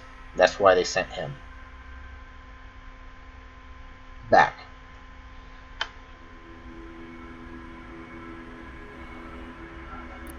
Well, no offense, guys, but I don't really see a reason of keeping him with us now that we got info out of him. I agree. Like, let him go. Yep, just take him outside. And as a matter of fact, once he's gone, I would address the party, but I don't need him to know what I'm going to tell the party. So, how do you wish to release him, though? Since it sounds like they're planning to strike at anyone who goes against them. He hasn't seen our faces because he's had the bag over his head the whole time. I say we just roll him off the cart and let him go. He would have seen Mason, though. Well, I've heard that all us Fire Ganassi look the same. Right.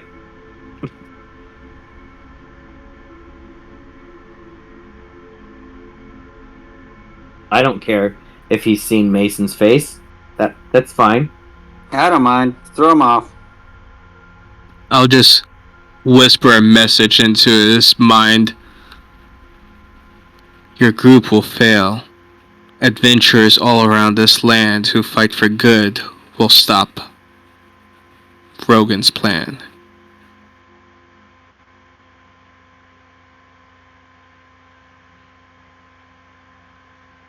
Okay. And then if you guys wish to keep him breathing and just kick him off, then you can.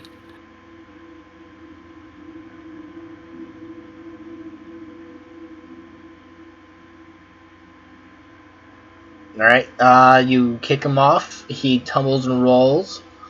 The spell immediately ends because he's been damaged. But he gets up. As you're walking away, he kind of gets up. He's still kind of bound and begins to try to free himself as you guys are riding away. With his horse. And any gear that he had on his horse.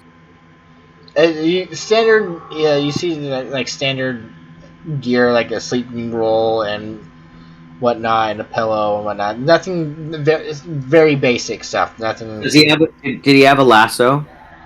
He has a string of rope. Is it on the horse or on him? It's on the saddle of the horse. Awesome. I'm gonna keep his lasso. I'm become a cowgirl. No, I'm kidding. I'm just gonna take the horse with me for a little while longer. Hey, Clint! Remember the name of Mom! Wow. You got beat by Mom. I can't wait till he retells that story. Mom beat my ass. Gangster overthrown by Mom. Gangster beaten by Mom. When we're out of earshot of Clint, I do apologize, my friends, as my new friends, but it appears that I have acquired the information that I sought, and all all things are pointing me back home. It would be my intention at this time then to ride to the nearest port city and find a ship headed for Edox. Well, it looks like Gallipoli's on the coast. I can travel with you as far as Aeolipoli. And maybe stop this Rogan fellow there from causing harm to this part of the world, but my heart is with Aiden, and I must try to rescue him. If Alzaketh has him prisoner, I don't know what he'll do to him. He probably won't kill him, because he believes that Aiden is a powerful mage, and could be a great servant to him, but he might make his life a living hell. Well, with everything we just learned, I do want to make sure this Rogan is taken care of beforehand. And, well, we should definitely secure Damascus' family. Right, and I appreciate that sentiment.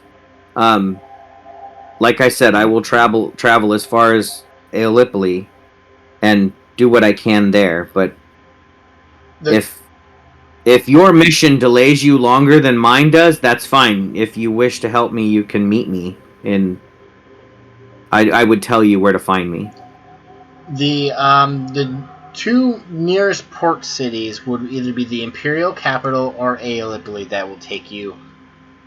You can get a ship and ferry you back. So Eleanor is not a port city? No, that's just a town. That's a town on the coast, not a city. Okay. It's not big enough to have a harbor. Gotcha. Well then, yeah, I guess I'm going to Aeolipoli with the group, which is fine. I said I would help them, but like my priority is definitely not Rogan or some little rebellion in this corner of the world that is not my home.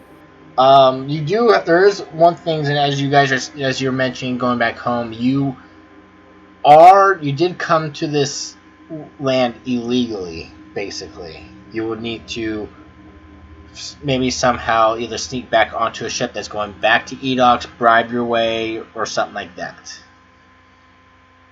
That is you're coming on this realization. Yeah, I've got a solution. Don't worry. Okay, no, I just wanted No, I know. What are the rules as far as becoming a citizen of your country?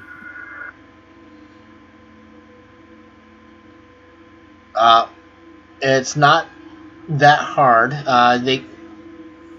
You're here. You're a citizen. Congrats. I would say to any person who is a resident of this country in the party. That would be so. Like, Gallenford might not know because you said Gallenford is from the Fae, but I think it's just you're here. You're a citizen. Congrats. Okay. So, do I know anything about the laws as far as why I'm here illegally? Because I'm here. I'm a citizen. Then. Basically, right now, kind of like what you mentioned, you're a wanted person, and if they are caught Aiden, they're probably somebody's maybe spreading information that this is a criminal wanted for capture. Oh, so you're saying Alzaketh might have put up wanted posters for me? Basically, yeah. All right. That's kind of one of the reasons why you stowed away. You came here you stowed away on the ship to get to Vermoda. Yeah, I thought I did that because I couldn't pay for the passage. That too, but you basically just don't have a passport. That's what I'm kind of getting at a little bit. That's fine. I can just say that I'm married to Stig. Now I'm a citizen. Now hold on. I'm already in trouble with one of the ladies of this party. I have not the best track record with ladies. But the party does know someone in position of power that could probably help out. Indeed we do. We should probably have a message from him by the time we get back to the fort as well. Now hold on. Are we going to head to the fort? No. That will give No, we got it. Rogan, 2 days yeah, more. We're less than a day away from Rogan. We probably should catch up to him. As Well, a of matter course. of fact, I would suggest that we ride through the night so that we catch up with him. Maybe go a little faster, but we don't want to exhaust ourselves by the time we catch up to them and then fight them exhausted. We don't have to. Just because we catch up to them doesn't mean we have to engage them right there. As long as they're in sight, we know where they are. We can engage in our leisure. And maybe you can slow them down a little bit more by doing another one of those messages and just be like, you shouldn't have sent Glint. Your other lieutenant should have warned you. You better return back to your home. Well, I can only send 10 words. So we'll send part of that. I can't. Yeah. My order was for you, Rogan. The price has been paid. Your ranch is ash. Failed. Come south. But as you're talking about this, is getting. Are you guys wanting to ride through the night then? I mean, I can't drive all night. Somebody else is going to have to take over, but if we want to continue to travel... I mean, Zin can just talk to the horses, so...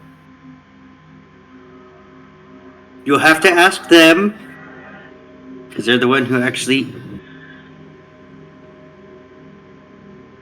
I think we still got a bed down.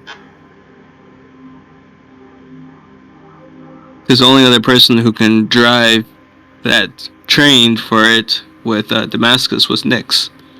Well, you also got Jean. Oh, that's a good point. What's her thoughts on this plan to hunt down Rogan? Do you ask her? Yes, that's why I said, what's her thoughts?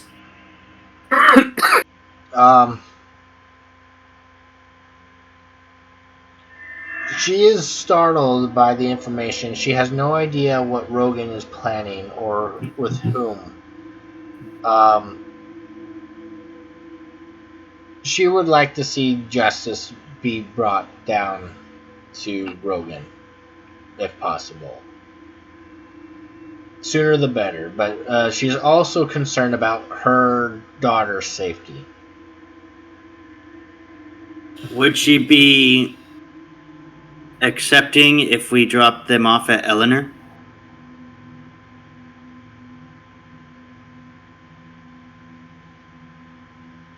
Would she be what? Would she be okay if we dropped her off at Eleanor? That way she can make her own way. Without us dragging her right into the battle. Yeah.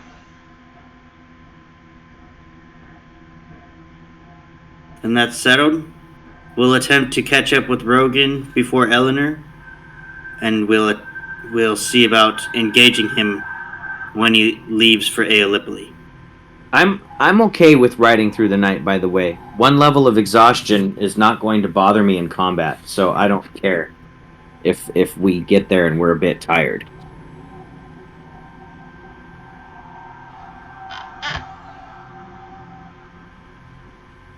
Like I said, and horses are not my business. If you can push them that hard and they're willing to be pushed that hard, all the power to you.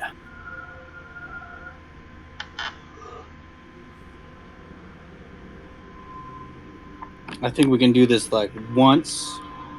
We can go one night through, but after that we need to rest the horses and all that. Right. Yeah, so my I mean, they're not undead skeletal beings that can go on forever, right? My roleplay reason is that I'm running off of adrenaline right now. I'm really close to catching up. Your goal's in sight. Yep. So are we heading to Eleanor first, or are we going to Aeolipoli directly? It's either taking the road or try and ford the river. We'll take the road. You guys, okay? You guys, Rogan is 1 day ahead of you. You guys are planning to go through the night. You will arrive. You will be in Hume with Rogan. Oh, we're way back there. You're still way back here. He's on his way to Aeolipoli. Yeah, we know that. I thought we had already passed. I thought we had already made it to Hume. So then I thought we were way up here. And then just not engage him when he's in Hume and wait till he leaves the town to engage him. Yeah. Deal. Works for me. Nix, do you have any thing you want to add? I know you've been quiet. No, like I said, I was just playing with Tylene while they're having this huge, major conversation that I don't want to have any part of. Okay. Yeah. Does Cinder? Oh, I can't talk to Cinder. Never mind.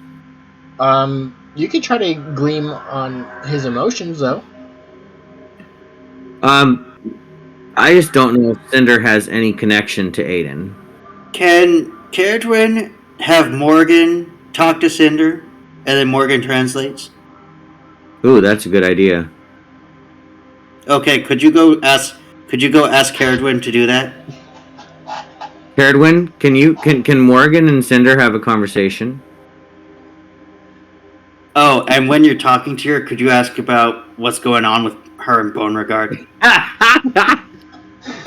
I don't know if I want to put myself in the middle of that again. The last time I did not work out very well.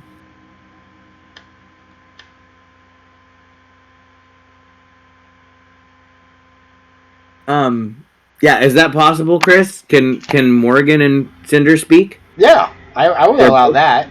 They're both elementals.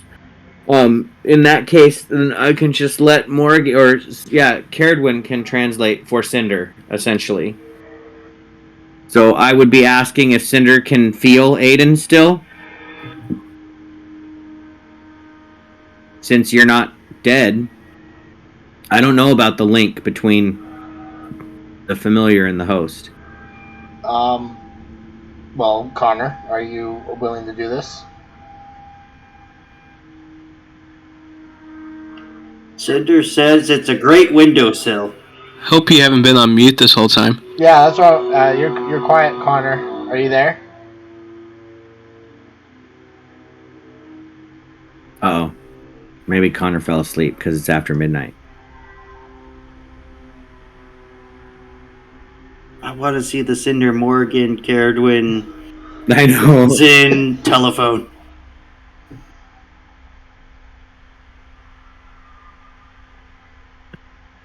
Connor? Caradwin? I don't have my phone. Where is my phone? Oh, here it is.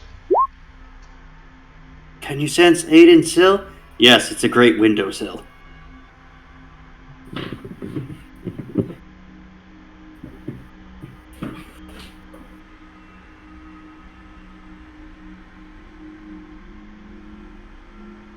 Did she put the mask back on? No, the mask is locked away back at the university. Okay, because I know there's this one potato that shows up everywhere.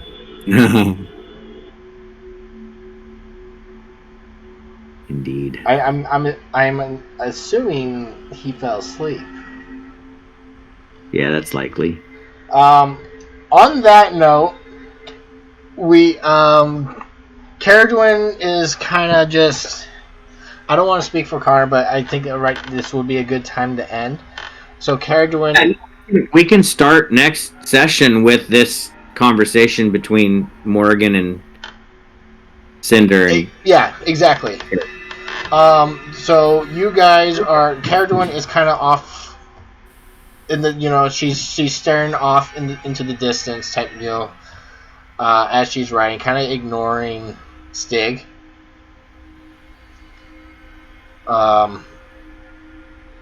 So you guys are riding through the night to catch up to Rogan and Hume. And that is where we'll end tonight's session. All right, so riding through the night means we're